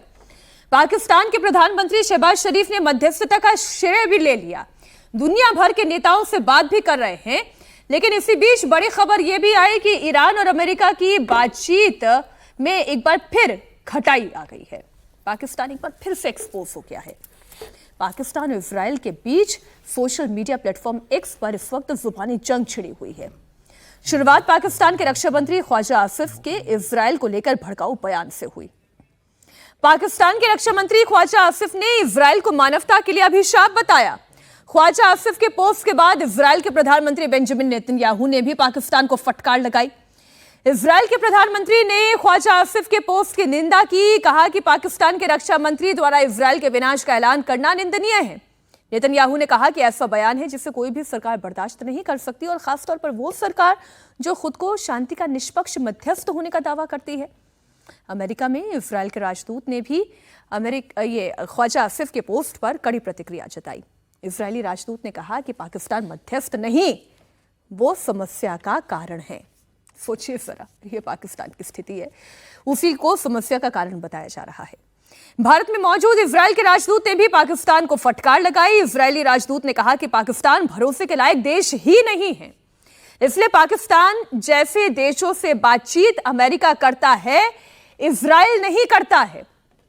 पहले तो आप यही समझे कि ये कैसा देश है, ये कैसा मध्यस्थ देश है। इस्लामाबाद में एक वार्ता को ये होस्ट तो कर रहा है, लेकिन जो गेस्ट है वो कहां पर है, अभी इस बात का भी अता पता नहीं है। ठीक, हर्षवर्धन जी, क्या ईरानी डेलीगेशन निकला? सवाल ये कि क्या ये अमेरिकी डेलीगेशन भी निकला? वहां की जो तेहरान की न्यूज एजेंसी है उसने साफ कहा है कि अभी तक वार्ता के लिए हमारे यहाँ से कोई नहीं जा रहा है, और उसके पीछे सबसे बड़ी वजह यह है कि जब से युद्ध विराम का ऐलान हुआ कि 2 सप्ताह हम नई लड़ाई लड़ेंगे, तब से एक दिन की सर्वाधिक मौतों वाला दिन हुआ जो इजराइल ने लेबनान पर हमला किया। दूसरा, खुद ईरान ने भी सऊदी की पाइपलाइन पर मारा। उसी दौरान तेल अवीव में इस तरह की मिसाइलें दागी गई जिसको इंटरसेप्ट किया गया। यूएई की तरफ से हमला करने की खबर आई। यूएई का जो डिप्टी मिनिस्टर है वो कह रहा है कि इसके साथ तो ये तो टेररिस्ट रिजीम है, इस मुल्ला रिजीम के साथ तो कोई बातचीत हो ही नहीं सकती। मैं यूएई के हवाले से कह रहा हूं, मैं नहीं कह रहा हूं, दोहरा दूं कि वो कह रहे हैं कि मुल्ला रिजीम के साथ नहीं बात कर सकते। अब ऐसे में जब तक कुछ सामने बातचीत ना हो जाए तब तक ये मानना कि कुछ पाकिस्तान कर रहा है या नहीं कर रहा है वो थोड़ा सा जल्दबाजी होगी। लेकिन मूल बात क्या है? मूल बात यह है कि दुनिया के हर देश को बहुत अच्छे से पता है कि अमेरिका के एक चौकीदार के तौर पर, नौकर के तौर पर, पोस्टमैन के तौर पर, जो आप मान लें, उसके तौर पर पाकिस्तान काम कर रहा है। और पाकिस्तान को चूंकि अपनी इकोनॉमी बचाने के लिए, अपना देश बचाने के लिए सऊदी से फंडिंग चाहिए, अमेरिका से फंडिंग चाहिए, तो इस वजह से वो कर रहा है। और इसमें चीन की एक बड़ी भूमिका है, क्योंकि पिछले कुछ समय से चीन को लगातार लग रहा था कि जिस तरह की स्थितियां हैं उसमें उसकी कोई भूमिका इसमें है या नहीं है, तो ईरान को तैयार करने में उसकी भी एक बहुत महत्वपूर्ण भूमिका रही है। अच्छा, अभी खबर पर जब हम चर्चा कर रहे थे तब तक समीर जी ने कहा ईरान ने अमेरिका से बातचीत से ही इनकार कर दिया। उन्होंने कहा कि जब तक लेबनान में सीज़फायर लागू नहीं हो जाता तब तक बातचीत नहीं होगी। सर, हम इस पर तो चर्चा करेंगे, लेकिन पहले पाकिस्तान पर आपकी क्या राय है? देखिए, मुझे लगता है पाकिस्तान को किसी भी तरीके से चर्चा में शामिल करना मतलब ये है, या उस पर भरोसा करना का मतलब ये है कि जब वो कहा जाता है ना कि किसी जेब कतरे को अपना बटुआ आप दे दो, आप किसी काम में हो रहा, आप जेब कतरे को बटुआ दे दो, तो जो स्थिति आपके साथ होगी वही मुझे लगता है कि पाकिस्तान के साथ है। पाकिस्तान ने जिस तरीके से इस वार्ता के बीच में इजराइल को लेकर जो बयान दिया, उसके बाद नेतन्याहू ने जिस तरीके से फटकार पाकिस्तान को लगाई है, और उन्होंने जिस तरीके से विशेला सांप और उसके जहर घोलने वाला और तमाम तरह के जो आरोप लगाए, मुझे लग रहा है कि जब पाकिस्तान पर इजराइल को भरोसा नहीं है, अमेरिका एक पाकिस्तान को सिर्फ अपना एक चापलूस एक नौकर के देश के रूप में देखता है कि उसे जो आदेश देंगे वो पूरा करेगा। ईरान को भरोसा नहीं है कि पाकिस्तान एक तटस्थ मध्यस्थता का भूमिका निभा सकता है। तो ऐसे में पाकिस्तान में बातचीत करने का कोई बहुत अर्थ नहीं था। लेकिन ट्रंप के पास विकल्प बहुत सीमित थे। उन्हें एक ऐसा देश देखना था जो ईरान से जुड़ा हुआ हो, जो एक मुस्लिम कंट्री हो, और सबसे बड़ा ये कि जो पाकिस्तान जो अमेरिका का आदेश मानने के लिए बाध्य हो, जो अमेरिका का आदेश सर माथे पर रखकर माने। तो इस आधार पर मुझे लगता है कि ट्रंप ने मजबूरी में पाकिस्तान को शामिल किया था। लेकिन पाकिस्तान ने उसे जिस तरीके से अपने आप को दुनिया में बड़ा बताने की कोशिश की, वो कहा गया भाई कि वहाँ पर उनके जो प्रधानमंत्री है उनके लिए नोबेल पीस प्राइज के लिए नॉमिनेट किया जाए। लेकिन बाद में निकला कि आज खबर आ रही है कि ईरान ने मना कर दिया कि भाई हम पाकिस्तान को हमने अधिकृत नहीं करते और पाकिस्तान में बातचीत करने को तैयार नहीं है। ईरान अपना डेलीगेट्स वहाँ भेज ही रहा है। कल बातचीत होने वाली थी इस्लामाबाद में। पाकिस्तान ने सब सारी व्यवस्था कर दी थी। 2 दिन स्कूल कॉलेज सब बंद कर दिए थे। उपराष्ट्रपति जेडी वेंस आज रात को वहाँ पहुँचने वाले थे। मुझे लगता है कि अब ये पूरी बातचीत खटाई में पड़ गई है, क्योंकि इजराइल ने भी कह दिया कि भाई अगर पाकिस्तान में कोई बातचीत होती है, पाकिस्तान को हम स्वीकार नहीं करते हैं। ऐसे में जो इस बातचीत का जो सर ये पूरी दुनिया जान रही है, तो दुनिया में फिलहाल हंसी का पात्र पाकिस्तान अमेरिका का यस मैन है। जो अमेरिका कह देगा बस उसी बात को पाकिस्तान हाँ में हाँ मिला देगा। अमेरिका और ईरान के बीच मध्यस्थता करने और इस्लामाबाद में बैठक आयोजित करने को लेकर पाकिस्तान लेकिन कितना उत्साहित है। अभी से इस्लामाबाद को सैन्य किले में तब्दील कर दिया गया है। स्कूल, कॉलेज, दफ्तर सब में छुट्टी करा दी गई। सड़कों पर सैन्य कर्मियों को चप्पे चप्पे पर तैनात कर दिया गया। ईरानी डेलीगेशन आ नहीं रहा है, अमेरिकी डेलीगेशन भी अभी तक पहुंचा नहीं है। दोनों एक दूसरे को देख रहे हैं कि पहले इस्लामाबाद कौन पहुंचेगा, लेकिन वहां पर छुट्टियां पहले कर दी गई। लेकिन खैर चलिए, पेट्रोल बचता है, ऊर्जा बचती है। नहीं एक मिनट प्रोफेसर साहब, वो उसके लिए थोड़ी ना है। किसके लिए? पता नहीं कौन कब वहां आके फूट जाए, इसके लिए है छुट्टी उट्टी। आप मतलब पेट्रोल का इसमें मसला नहीं, कौन कब आए और धड़ाम से फूट जाए, तो इसलिए मुश्किल है ना। वो एक और डर भी तो है, दुनिया भर के सारे टेररिस्ट तो वहीं पाकिस्तान में बसते हैं। ऐसा ना हो जाए कि कोई अनहोनी हो जाए अमेरिकी डेलीगेशन के साथ या ईरानी डेलीगेशन के साथ, तो लेने के देने पड़ जाए। इसलिए पाकिस्तान भी डरा सहमा सा है। अमिताभ जी, पाकिस्तान पर विषय। इजराइल पहले से भी बहुत सशंकित था पाकिस्तान के इन्वॉल्वमेंट को लेकर, और जिस तरह से वार्ताएं हो रही हैं, जिस तरह से बातचीत हो रही है, ट्विटर बाजी हो रही है, उसको देख के यही लग रहा है कि इस एंटायर प्रोसेस का आउटकम हमेशा अनप्रेडिक्टेबल होगा। लेकिन यहां पर एक चीज स्पष्ट कर दें कि ये जो बातचीत हो रही है उसको लेकर मुझे लग रहा है अमेरिका बहुत सीरियस है। और उसका कारण क्या है? पहला कि लेबनान से अब बात करने के लिए इजराइल तैयार हो गया है। दूसरी जो सबसे इंपॉर्टेंट है, वो ये भी बताना चाहते हैं पूरी दुनिया को कि अब हमने यहां पर अपना जो विराम लगाया है 2 वीक का, उसको हम आगे बढ़ाना भी चाहते हैं। इसीलिए उन्होंने जेडी वांस जैसे एक उच्च व्यक्ति को यहां भेजा है, भेजने की बात है निगोशिएट करने की। तीसरी जो सबसे इंपॉर्टेंट बात है कि इस्लामाबाद सिर्फ वेन्यू है। आप समझते हैं ना, आप किसी होटल में खाने जाते हैं तो पैसे तो आपके जेब से जाते हैं ना, आप तो सिर्फ खाते हैं वहां या खाना अच्छा है। तो ये सिर्फ होस्ट कर रहे हैं, इनका एक्चुअल इन्वॉल्वमेंट मिनिमल होगा। अगर बैकफायर करता है सीज फायर तो पाकिस्तान पूरी तरह इसके लिए जिम्मेवार अपने आप को मानेगा। मुझे नहीं लगता है मानेगा। तो पाकिस्तान को सिर्फ एक मोहरा बनाया गया, और इसी के लिए पाकिस्तान को इतने दिनों से पाल पोस कर उनके एलिट से क्रिप्टो करेंसी में इन्वेस्ट कराकर यह बताया गया था पाकिस्तानियों को और दुनिया को कि हम इसके लिए इस मोमेंट के लिए तैयार कर रहे हैं जी। लेकिन वार्ताएं होंगी।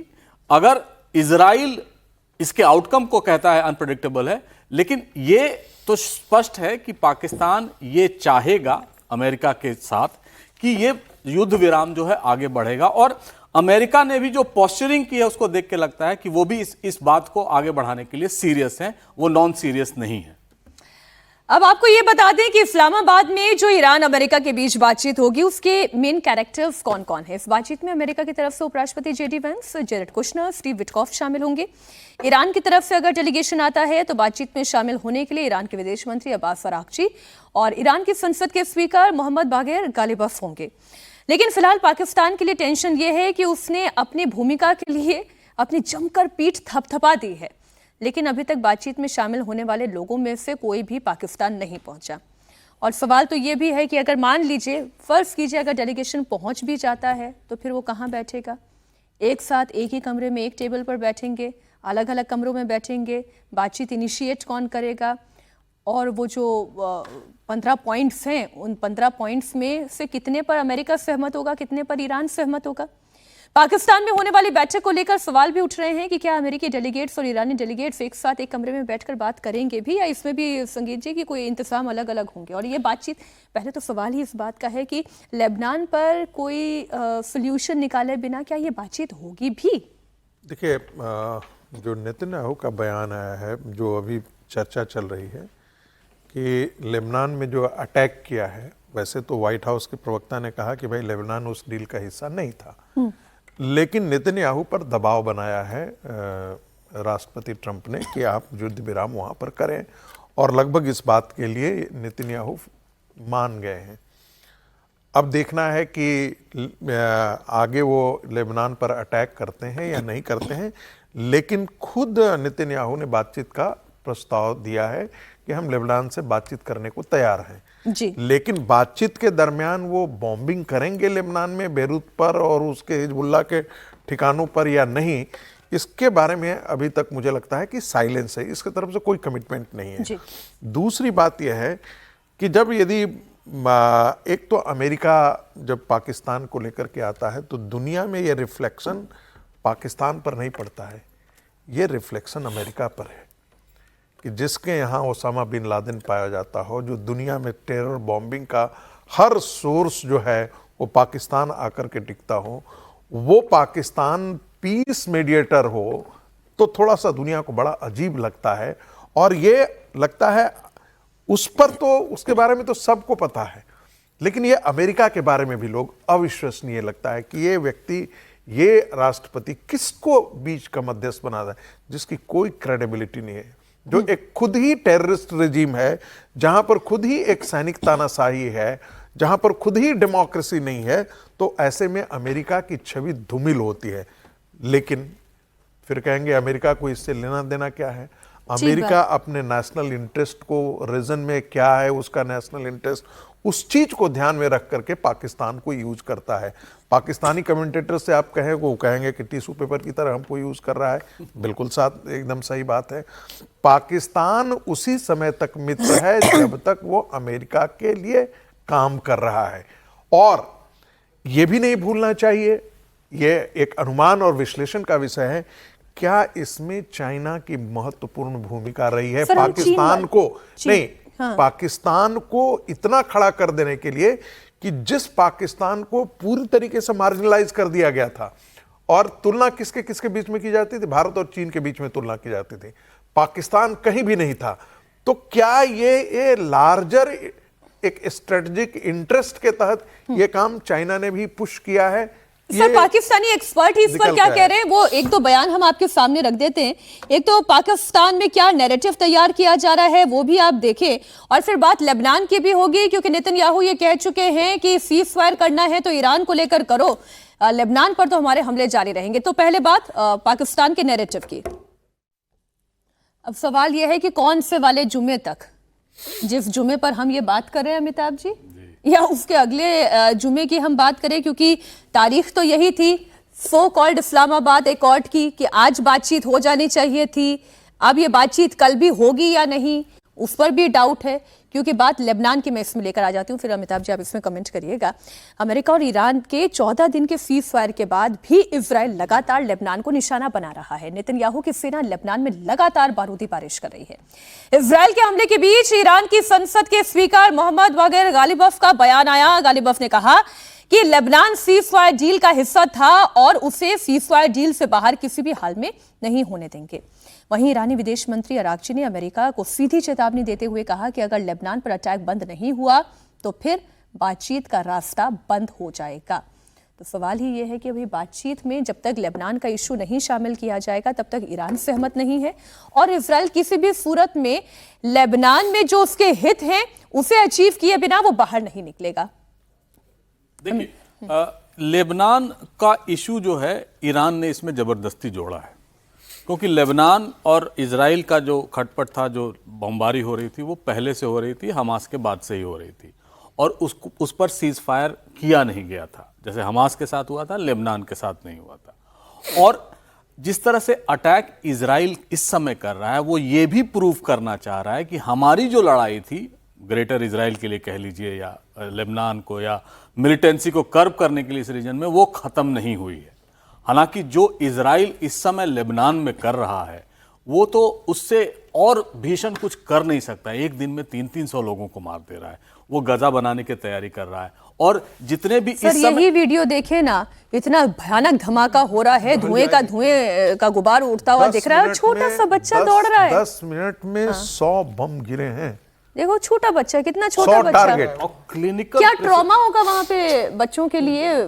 और ये कोई आइसोलेटेड एरिया में नहीं कर रहे हैं, शहर में, बेरूत शहर में कर रहे हैं। और यहां भी लेबनान में एक कंसेंसस हो गया था कि हिजबुल्लाह को मार्जिनलाइज करना है, और वहां के राष्ट्रपति ने ईरान के जो एम्बेसडर हैं उनको निकाल दिया था, जो ईरानियों की वीजा फ्री एंट्री होती थी उसको बंद कर दिया था, और साफ साफ हिजबुल्लाह को कहा था कि आपको डिसआर्म करना होगा। और इस पर आगे बात भी चल रही थी और काम भी हो रहा था।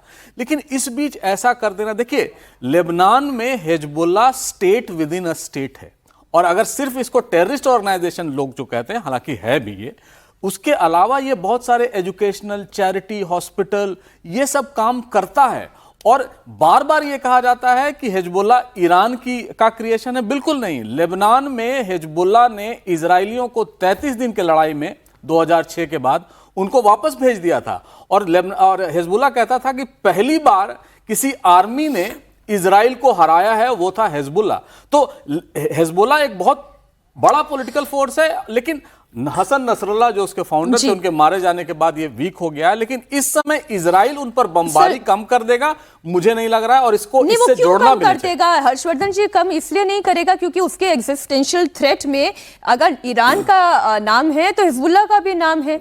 वो अपने ग्रेटर इजराइल की थ्योरी को क्यों नहीं आगे बढ़ाएगा, वो क्यों बफर जोन नहीं बनाएगा। बफर जोन बनाना उसने शुरू कर दिया है, वो दिखाई दे रहा है हर्षवर्धन। लेकिन अभी जो स्थितियां थी उसमें चूंकि हिजबुल्लाह पूरी तरह से ईरान के साथ खड़ा रहा, और कोई भी जब समझौता होता है तो उसमें ये नहीं होता है कि आप कहीं एक जगह मारपीट करते रहेंगे, एक जगह युद्ध होता रहेगा, बम धमाके होते रहेंगे। इजराइल के साथ इन देशों का संकट तो अभी चल ही रहा है। क्या इस अवसर का इस्तेमाल करके इस बड़े संकट को खत्म करने की और बात हो सकती है, जो अमेरिका भी नहीं कर रहा है? उसको करना क्या चाहिए था, वो ईरान पर हमला बंद हो जाएगा, ऐसा समझौता किसी कीमत पर चलने वाला नहीं, जो हो रहा है वही होगा। इजराइल इधर लड़ेगा, लेबनान उधर लड़ेगा। असली बात यह थी कि इस अवसर पर इजराइल को, ईरान को, लेबनान को, जो भी और हिजबुल्लाह या जो दूसरे नॉन स्टेट एक्टर्स हैं, उन सबको टेबल पर बिठाना पड़ेगा अगर सीरियस है तो। वरना सिर्फ ये लगता है कि आज हमारा ये मसला थोड़ा सा हुआ है, कुछ दिन के लिए इसको हम डिलेट, जिसको कहते हैं ना कि डिले कर देते हैं। तो ट्रंप क्या कर रहे हैं, ट्रंप ने अपना एक एग्जिट रूट निकाल लिया। यह संभव हो सकता है क्या किसी भी युद्ध में? आपने जिनके कांधे पर पूरी लड़ाई लड़ी, और आप अगर ध्यान से देखें, जो अयातुल्लाह अली खामेनेई से लेकर अली लारिजानी से लेकर अभी भी, कल भी वहां का एक विदेश मंत्री मार दिया गया, पूर्व विदेश मंत्री, जो डॉक्टर कमाल खराजी, तो कमाल खराजी को मार दिया गया। इसका मतलब क्या हुआ? और ये सारे के सारे जो एलिमिनेशन हुए हैं वो किसने किया है? वो आईडीएफ ने किया है, आईएएफ ने किया है, उन्होंने मारा है वहां जाकर। जब वो ये काम कर रहे हैं तो बिना इजराइल को टेबल पर बिठाए कौन सी बातचीत हो सकती है? इस जो सीजफायर है इसके बेसिक में ही बहुत गड़बड़ियां है। ये एक बयान और है, लेबनान पर ही मसूद पेज़ेश्कियान एक धमकी दे रहे हैं, वो बयान भी जरा हमारे दर्शकों के सामने रख दें यदि हमारे पास है तो। अच्छा, बेंजामिन नेतन्याहू की भी एक बयान है, वो जरा दर्शकों को हम सुना देते हैं। लेबनान को लेकर वो क्या कह रहे हैं और सीज फायर के इशू पर उनकी क्या राय है। अब जो बात पाकिस्तान में चल रही है वो क्या कह रहे हैं, हम तो सुलह कराने के लिए किसी की भी दाढ़ी छू लेंगे, किसी के भी पांव छू लेंगे, और इजराइल को नेगोशिएशन टेबल से बाहर रखने के लिए हम जो कुछ कर सकते थे हमने कर लिया। ये पाकिस्तान होता कौन है किसी को नेगोशिएशन टेबल पर लाने या उससे बाहर रखने के लिए? ये तो इजराइल खुद कह रहा है ना कि अमेरिका सुनता होगा पाकिस्तान की बात, हम नहीं सुनते पाकिस्तान की बात। देखिए, इजराइल पाकिस्तान को सुनने वाला भी नहीं है। दूसरी बात, लेबनान का मुद्दा अलग मुद्दा है लेकिन जुड़ा हुआ भी है, दोनों चीज़ें हैं। ईरान जो है वो कह रहा है कि आप लेबनान में भी बंद कीजिए तभी हम हॉर्मुज खोलेंगे और सीज फायर को हम एक्सेप्ट करेंगे। इजराइल ये कैसे एक्सेप्ट कर ले? इजराइल तो पहले से बेरूत के अंदर बॉम्बिंग कर रहा था, पहले से वहां पर लड़ रहा था। हिजबुल्लाह को फाइनेंशियल सपोर्ट, जो मिलिट्री आर्म्स है, ये सप्लाई कौन करता है? ईरान ही तो कर रहा था। और ऐसे में हिजबुल्लाह को मारना ये इजराइल की ये जिम्मेदारी बन जाती है। अपने नेशनल इंटरेस्ट को प्रोटेक्ट करने के लिए एक टेररिस्ट ऑर्गेनाइजेशन का खात्मा उसकी जिम्मेदारी बन जाती है। और अभी जो हर्षवर्धन जी कह रहे थे कि भाई अमेरिका को चाहिए था कि सभी को निगोशिएशन टेबल पे लाए, ये संभव नहीं है। ये संभव तब हो सकता है जब इजराइल के अंदर इजराइल 2 नेशन स्टेट की बात को मान ले और वो पैलेस्तीन स्टेट को एक सॉवरेन नेशन स्टेट के तौर पर मान्यता देने के लिए वो तैयार हो जाए। वो तैयार इसके तो लिए होगा वो नहीं। तैयार बिल्कुल ही नहीं होगा। और बल्कि इसलिए नहीं तैयार होगा, आप जरा एक तरीके सोच लीजिए, हम लोगों ने तो मान लिया है ना, कल जाकर के कहे कि हमारे यहाँ एक लिबरेशन आर्मी है, कश्मीर के अंदर जो है उसको वो आज़ादी की लड़ाई लड़ रहा है, हम भारत के साथ नहीं रहे, हम 90% मुसलमान हैं, हम भारत के साथ नहीं रहे, और वो टेररिस्ट ऑर्गेनाइजेशन जो है वो बॉम्बिंग करना शुरू कर दे भारत के अंदर करे, और बाद में जो दुनिया कहे कि नहीं नहीं कश्मीर को तो दे देना चाहिए 2 नेशन स्टेट, यहाँ भी जी। अब भी कर देना चाहिए। क्या भारत स्वीकार कर लेगा इस बात को? नहीं स्वीकार करेगा। इजराइल इस बात को स्वीकार करने के लिए तैयार नहीं है, और जब तक वो नहीं है, अरब के जितने मुल्क हैं उनका मानना है कि वो ऑक्युपाइड लैंड है, ज्यूज ने उसको ऑक्युपाई कर लिया था, ये उनका अधिकार नहीं है। ज्यूज कहते हैं वो हमारा ही लैंड था जिसको अरब ने ऑक्युपाई कर लिया था। ठीक है कि नहीं? यदि हिस्ट्री में जाना है तो हिस्ट्री पूरे पीछे जाओ ना, पूरे घड़ी की सुई को पीछे और लौटाओ जरा सा, इस्लाम से पहले लड़ाओ जरा, इस्लाम के आने से पहले जरा घड़ी की सुई को ले जाओ, तब देखो कि वो लैंड किसका था। वो लैंड हमारा था, उस पर हमारा अधिकार बनता था। लेकिन दुनिया जो है, विलेन किसको खड़ा किया? तो इजराइल को, ज्यूज नेशन को विलेन खड़ा किया। उसको एक जगह मिली सेकेंड वर्ल्ड वॉर के बाद जिसमें अपने देश को उसने खड़ा किया, अपनी ताकत, बल, मेहनत सबसे खड़ा किया। अमेरिका की मदद मिली, यूरोप के बड़े कंट्रियों की मदद मिली। आज आप कहते हैं कि उसका एग्जिस्टेंस ही नहीं होना चाहिए। बात ईरान युद्ध की ही हो रही है। पाकिस्तान दुनिया के सामने शांति का मसीहा वाली इमेज क्रिएट करने में लगा हुआ है, लेकिन इस बीच पाकिस्तान के अंदर से ही एक ऐसा खुलासा हुआ जो पाकिस्तान के डबल फेस को एक्सपोज करता है। पाकिस्तानी पत्रकार का दावा है कि पाकिस्तान ईरान पर हमले की प्लानिंग कर रहा था। सरकार ने न्यूज चैनल्स को एंटी ईरान नैरेटिव बनाने के लिए भी कह दिया था। इसके साथ ही टीवी चैनल्स को यह आदेश भी जारी किए गए थे कि चैनल पर ऐसे एनालिसिस किए जाएं और ऐसे एनालिस्ट को भी नहीं बुलाना है जो ईरान की तरफदारी करते। सब कुछ सेट था, लेकिन तभी ट्रंप ने अनएक्सपेक्टेडली एक ऐसा मूव चला कि पाकिस्तान ने तुरंत अपना स्टैंड चेंज कर दिया और फिर पीस की बात करने लगा। तो बात तो सही है, किसी के भी पाँव में लौट जाए पाकिस्तान का तो ये परिचय रहा ही है, लेकिन उससे पहले जो बातचीत चल रही थी हर्षवर्धन जी की, टीवी में ऐसे एनालिस्ट को बुलाया जाए कि जो ईरान की तरफदारी ना करे। पाकिस्तान किसकी तरफदारी करना चाहता है? वो ईरान की करना चाहता है या फिर वो सऊदी अरब की करना चाहता है? अमेरिका जिसकी वो खाता है उसकी तरफदारी करना चाहता है? नहीं, देखिए इसमें कोई कंफ्यूजन नहीं है। ईरान से तो वो डरता है, क्योंकि ईरान के साथ उसकी टेरिटरी भी जुड़ती है, बॉर्डर जुड़ता है, तो उसको डर लगता है कि कहीं ईरान उसकी वक्र दृष्टि न पड़े और उसके ऊपर खतरा न शुरू हो जाए। वैसे ही अफगानिस्तान की तरफ से खतरा शुरू है ही। वो मूल रूप से तो सऊदी और अमेरिका के ही पीछे चलने वाला है और उन्हीं का पिछलग्गू भी है। दोनों जगह से उसको आर्थिक मदद मिलती है, दोनों जगह से एक तरह से कहें कि उसको उसकी जो कोई हैसियत नहीं है तो वो दोनों देश उसकी कोई हैसियत बना सकते हैं। और अभी यूएई जिस तरह से कर्ज मांग रहा है उसमें सऊदी उसके लिए एक तारनहार की तरह है, तो इसमें कोई कंफ्यूजन नहीं है। मूल मसला ये है कि जब उसको लगता है, जो एक बात वो नहीं कह पाए जो पाकिस्तान के थे, जब उसको लगता है कि अच्छा कुछ बात नहीं बन रही है तो फिर उसको मुस्लिम उम्मा याद आता है। इसको समझिए, तब वो उसके आधार पर कहता है कि ठीक है। और हम लोगों ने ये भी जो खबरें आ रही थी कि ट्रंप को भी लगता था कि भाई बगल का कोई हो, कोई मुसलमान देश हो तो आसानी होगी। तो कुल मिलाकर पाकिस्तान अपनी उस स्थिति का एक तरह से कहें कि उपयोग कर रहा है, लाभ भी नहीं कहेंगे, उपयोग कर रहा है, जिससे उसकी दूसरी चीजें ठीक होती जाए। तो वो ईरान के साथ न किसी दिन था न हो सकता है। ईरान का विरोधी है पाकिस्तान, और पाकिस्तान और ईरान दोनों के अलग अलग चरित्र हैं, लेकिन फिर भी दोनों विरोधी हैं। सऊदी अरब के साथ वो चाहता है कि एक अलाइनमेंट हो जाए जिससे उसको फंडिंग और दूसरी चीजें दुरुस्त हो जाए। लेकिन ईरान अमेरिका के बीच भले ही एक टेम्पररी सीज फायर की बात हो रही है, स्ट्रेट ऑफ हॉर्मुज को लेकर पेंच अभी भी फंसा हुआ है। ईरान ने ये कहा है कि वो हॉर्मुज की खाड़ी से सिर्फ 15 जहाजों को हर दिन गुजरने देगा, जबकि पहले 140 जहाज रोज गुजरते थे।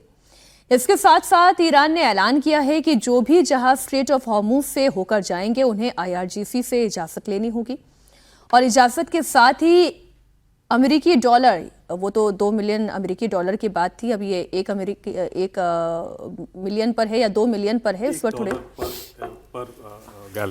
पर गैलन, यानी कि 2 मिलियन पर जहाज है ना, पर जहाज, ये फीस उससे देनी होगी। ईरान ने यह भी साफ कर दिया कि जंग से पहले जैसा कोई नियम नहीं रहेगा। बता दें कि दुनिया में जो तेल बिकता है उसका 20% हिस्सा तो इसी रास्ते से गुजरता है, और इसके अलावा फर्टिलाइजर जैसी जरूरी चीजें भी कार्गोस यहाँ से गुजरते हैं। तो अगर ईरान इसी तरीके से वसूली गैंग चलाने लगा तब तो पूरी दुनिया का बड़ा नुकसान होने जा रहा है।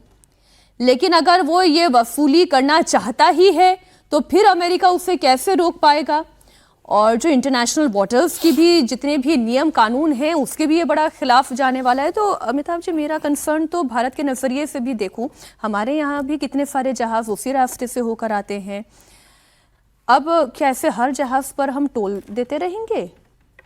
देखिए, ये तो बिल्कुल इम्पॉसिबल है कि कोई कंट्री इस चीज के लिए तैयार हो कि हम उससे टोल ले जो नेचुरल वाटरवे है, इंटरनेशनल वाटरवे है। और भारत को ऑब्जेक्शन हो ना हो, दुनिया के जितने देश उस रीजन में हैं जो तेल एक्सपोर्ट करते हैं, गैस एक्सपोर्ट करते हैं, या उनके कार्गो बाहर से आते हैं, वो इसके लिए तैयार होंगे, क्योंकि तेल की दाम बढ़ेगी।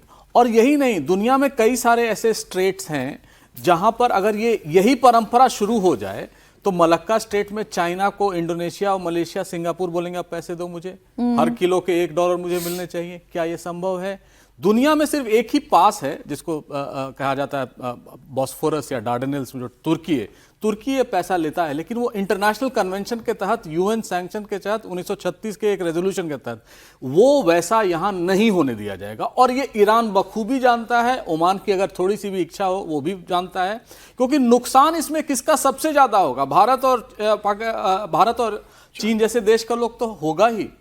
सबसे ज्यादा नुकसान सऊदी अरेबिया को होगा, बहरीन को होगा, जहां से तेल ये निकलता है, उनके कार्गो जाते हैं। आप ये मत सोचिए कि तेल ही आता है, उनके खाने पीने का सामान, उनका कपड़ा इस स्ट्रेट के रास्ते वहां जाता है। तो अगर ऐसी परंपरा शुरू हो जाए तो कल को अब UN convention of law of the seas जो कहता है कि 300 किलोमीटर तक एक्सक्लूसिव इकोनॉमिक जोन है, भारत कहे कि 300 किलोमीटर जो भी जहाज गुजरेगी हम उससे पैसा लेना शुरू कर देंगे। तो क्या यह संभव है?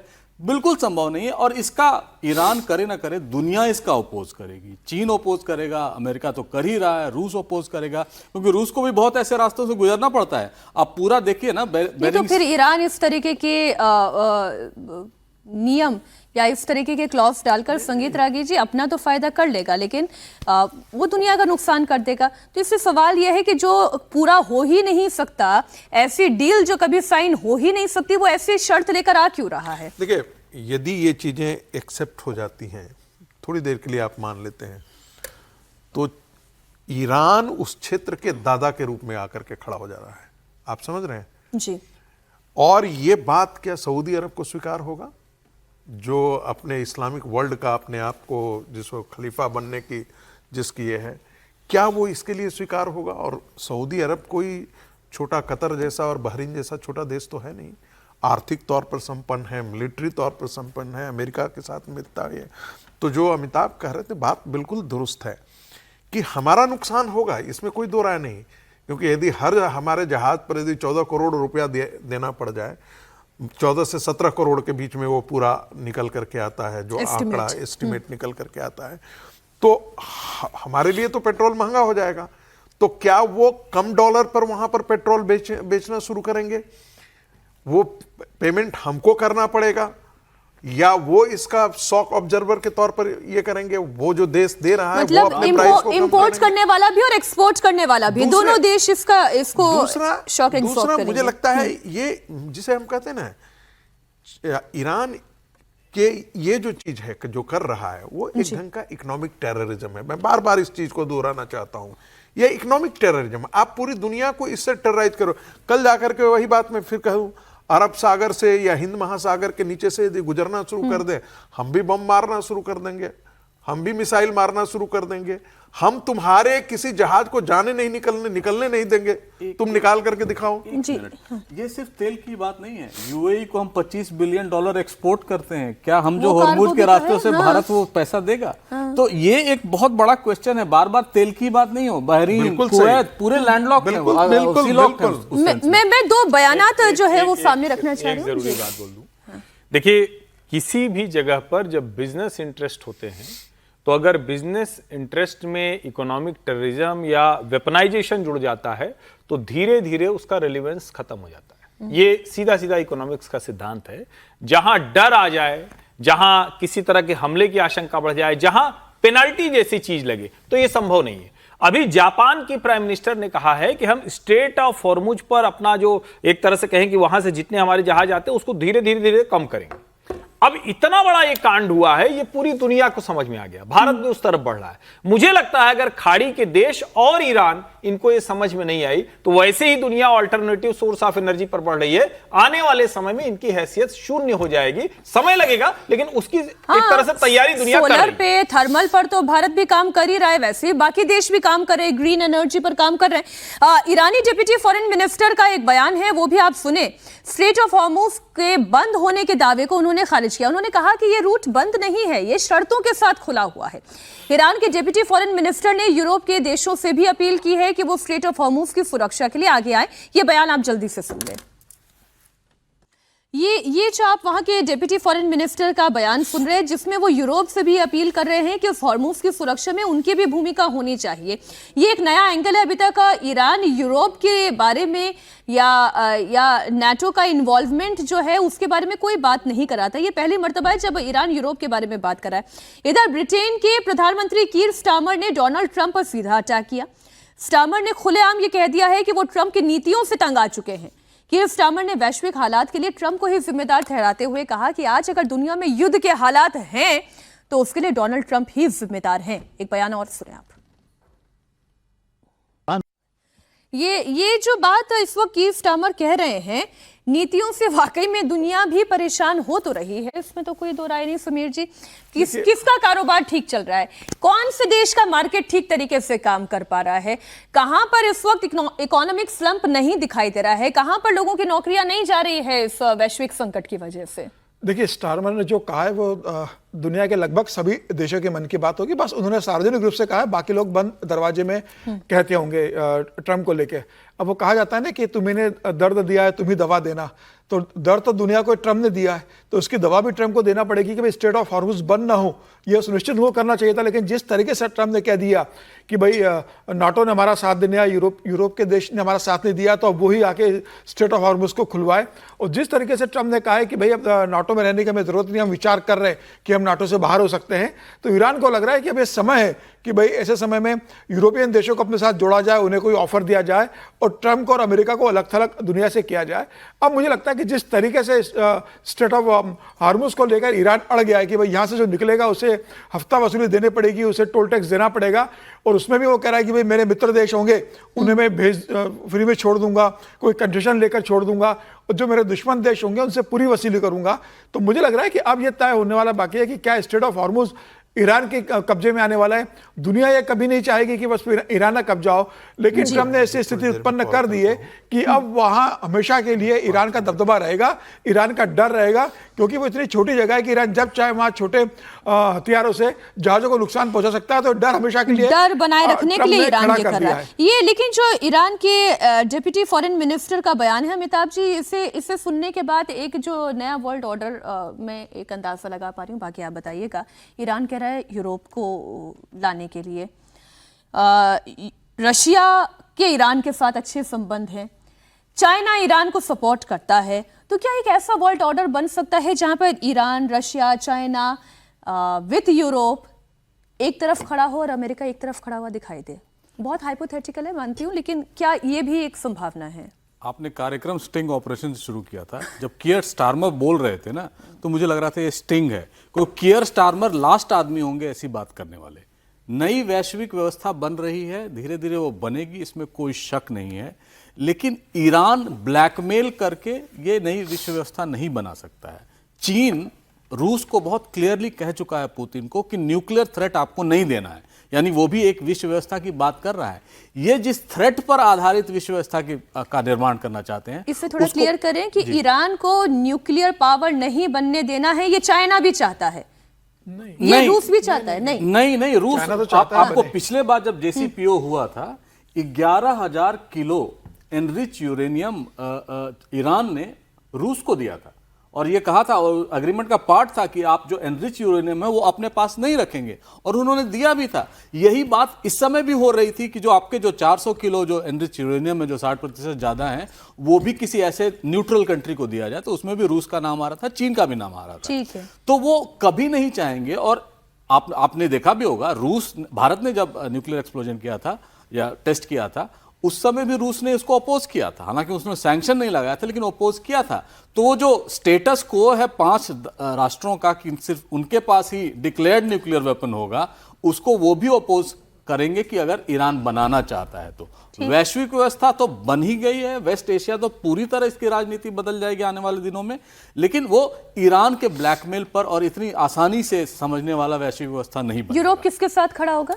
यूरोप इस समय ये जानता है कि अमेरिका उसके साथ खड़ा नहीं है, इसलिए वो अमेरिका के साथ नहीं। लेकिन अगर आप मान लीजिए अगर क्राइसिस होती है, लेकिन उसके साथ भी नहीं खड़ा होगा जी हाँ, ईरान के साथ तो बिल्कुल नहीं खड़ा होगा। अगर क्राइसिस होती है तो मुझे लगता है यूरोप अमेरिका फिर से साथ आ जाएंगे। ट्रंप साहब के जाने के बाद होगा या कब होगा, लेकिन वो जो खटास आई है, कम से कम एक जनरेशन जो है वो उस खटास को झेलेगा, कि जिस तरह उन्होंने ग्रीनलैंड को किया था। लेकिन इस समय यूरोप जो है वो इंडिपेंडेंट अपनी यूरोप अभी अमेरिका के साथ भी नहीं दिख रहा है और ना वो ईरान के साथ दिखना चाहता है। लेकिन अमेरिकी राष्ट्रपति डोनाल्ड ट्रंप नाटो पर भयानक भड़के हुए हैं। अमेरिका नाटो से बाहर निकलने पर विचार कर रहा है। इस बीच NATO chief Mark Rutte Washington पहुंचे। मार्क रूटे ने दावा किया कि पहले नाटो के कुछ देश युद्ध में मदद के लिए आगे नहीं आ रहे थे, लेकिन अब वो अमेरिका के साथ हैं और अमेरिका की मदद के लिए तैयार भी हैं। अब नाटो भी कंफ्यूज दिख रहा है। हर्षवर्धन जी, एक बयान सुना देती हूँ, फिर आपका इसमें आपकी राय। अब हर्षवर्धन जी, याद है ना डोनाल्ड ट्रंप ने क्या बोला था? उनका एक पोस्ट था कि नाटो पर जब तक दबाव ना डालो तब तक वो समझते ही नहीं है। रोज सिक्का उछाल कर ये नाटो तय करता है क्या कि आज मेरी राय क्या होने जा रही है? नहीं, मुझे लगता है कि बदली हुई दुनिया में और सबकी चूंकि आर्थिक परिस्थितियां बदली हैं, जिसको हम लोग नहीं समझते हैं, और इसीलिए मैं बार बार कहता हूं कि सबके मूल में क्या है, वो आर्थिक स्थिति है। यूरोप की वो पावर, वो लिवरेज, वो गुंजाइश नहीं रह गई जितना वो इन्वेस्ट करता था, जितना वो खर्च करता था। अमेरिका की भी वो गुंजाइश नहीं रह गई, और अमेरिका भी इसीलिए, जिसको कहते हैं ना कि टैरिफ की जो पूरी थ्रेट, टैरिफ की इकोनॉमी और फिर ये डॉलर और डिफेंस की इकोनॉमी, ये सब उसी का पार्ट है। क्योंकि पूरा का पूरा अमेरिका और यूरोप वो नीचे जा रहे हैं, पीछे की तरफ जा रहे हैं। अब सवाल है कि नाटो ने कहां से शुरू किया? जब रशिया ने यूक्रेन पर हमला किया था तो नाटो कहता रह गया, और उस वक्त की तस्वीरें हमें याद है कि वो ट्रंप के लोग कहते थे कि वो तो दफ्तर के बाहर सारे यूरोपीय देशों के लोग ओवल ऑफिस के बाहर बैठे हुए हैं, बाकायदा वो बेइज्जत करते थे ओवल ऑफिस में बुला बुला कर लोगों को। वो सब कुछ है जो खटास की वजह बनी, यानी इकोनॉमिकली वो उतना वायबल ऑप्शन नहीं रह गया, और उसके बाद उनको लगा कि ये जो अमेरिका है ये सब कुछ अपनी दादागिरी करता है। और इसमें जो एक चीज सबसे मिसिंग है और दुनिया के लिए चिंता की बात है, यूनाइटेड नेशंस पहले भी अमेरिका के उससे चलता था जैसा वो चाहता था, लेकिन अब पूरी तरह से अमेरिका खुद करे, कोई ऐसी संस्था न रह जाए, ये ज्यादा खतरनाक है। और नाटो की बात कर रहे हैं हम, 5 आइज का हश्र हमने देखा ही था जब अमेरिका भारत के साथ कनाडा का हुआ था, तो हमने 5 आइज का हश्र देख लिया था। फिर डोनाल्ड ट्रंप ने कह दिया कि हम इसको 51वां राज्य घोषित कर देंगे। तो ओवरऑल कहें तो ये जो पुराना कॉम्बो था वर्ल्ड वॉर 2 के बाद वाला, या जिसको हम कहते हैं कि वर्ल्ड की जो एलीट पावर कंट्रीज थी, उनका अपना डायमेंशन गड़बड़ा रहा है। ये मूल मुद्दा एक छोटा सा सवाल और अंतिम सवाल है, उसके बाद फिर इस कार्यक्रम को विराम दिया जाएगा। क्या स्ट्रेट ऑफ हॉर्मुज खुलेगा? बिल्कुल खुलेगा, इसमें कोई दो राय नहीं कौन है। सी शर्तों के साथ? क्योंकि मुझे नहीं लगता है कि स्ट्रेट ऑफ हॉर्मुज पर दुनिया शर्तें मानेगी ईरान की। इसलिए नहीं मानेगी क्योंकि वो कोई ईरान की प्रॉपर्टी नहीं है, ये ध्यान रखिएगा। वो नेचुरल वाटर है, और उससे आवाजाही में मुझे नहीं लगता है कि ईरान कोई शर्त लगाने का अधिकार रखता है, और दुनिया इसके जो अभी वो दादागिरी कर रही है, अभी उसके एक थोड़ा सा सेंटेंस बड़ा एक अच्छी बात निकल करके आई, जो उसके अभी विदेश मंत्री नहीं कोई और डेप्यूटी फॉरेन मिनिस्टर उन्होंने कहा कि शायद इस बात की ओर इशारा किया उसमें कि अभी स्ट्रेट ऑफ हॉर्मुज में सुरक्षा कारणों से हम ये कर रहे हैं ऐसा, यानी कि वहां पर माइंस वगैरह लगा दिया होगा, तो इसीलिए हम चाहते हैं कि जो जहाज निकल रहे हों वो हमसे एक बार संपर्क में आ जाएं और इसलिए वो सेफ्टी के साथ निकल जाएं सुरक्षा कारणों से। तो क्या ये कारण है? मैं चूंकि स्ट्रेटेजिक एनालिस्ट नहीं हूं इसलिए हम बता नहीं सकते हैं कि भाई यदि माइंस लगाया हुआ होगा तो माइंस का मतलब क्या सेफ्टी रहता होगा, वो कंट्रोल सिस्टम क्या रहता होगा। जल्दी से एक और सवाल सर, जल्दी से एक और सवाल अमिताभ जी, ये कल वार्ता होगी भी या नहीं होगी? नहीं, कल बिल्कुल वार्ता होगी, वहां आएंगे लोग। शर्त क्या होगी, हॉर्मुज वो रहेगा शर्त की नहीं, ये एक इंपॉर्टेंट चीज़ है। लेबनान वो शर्त रहेगा कि नहीं, वो इंपॉर्टेंट चीज़ है। लेकिन कल वार्ता बिल्कुल, कल या परसों की बात हो रही कि ऑफिशियली परसों होगा, तो वो बिल्कुल होगी। ठीक, आज खाने कुर्सी के में इतना ही। हमारी नजर लगातार बनी रहेगी क्योंकि स्ट्रेट ऑफ हॉर्मुज जितनी जल्दी इस युद्ध से मुक्त होगा उतनी जल्दी ये जो तेल गैस की क्राइसिस पूरी दुनिया पे मंडरा रही है उससे भी लोगों को निजात मिलेगी।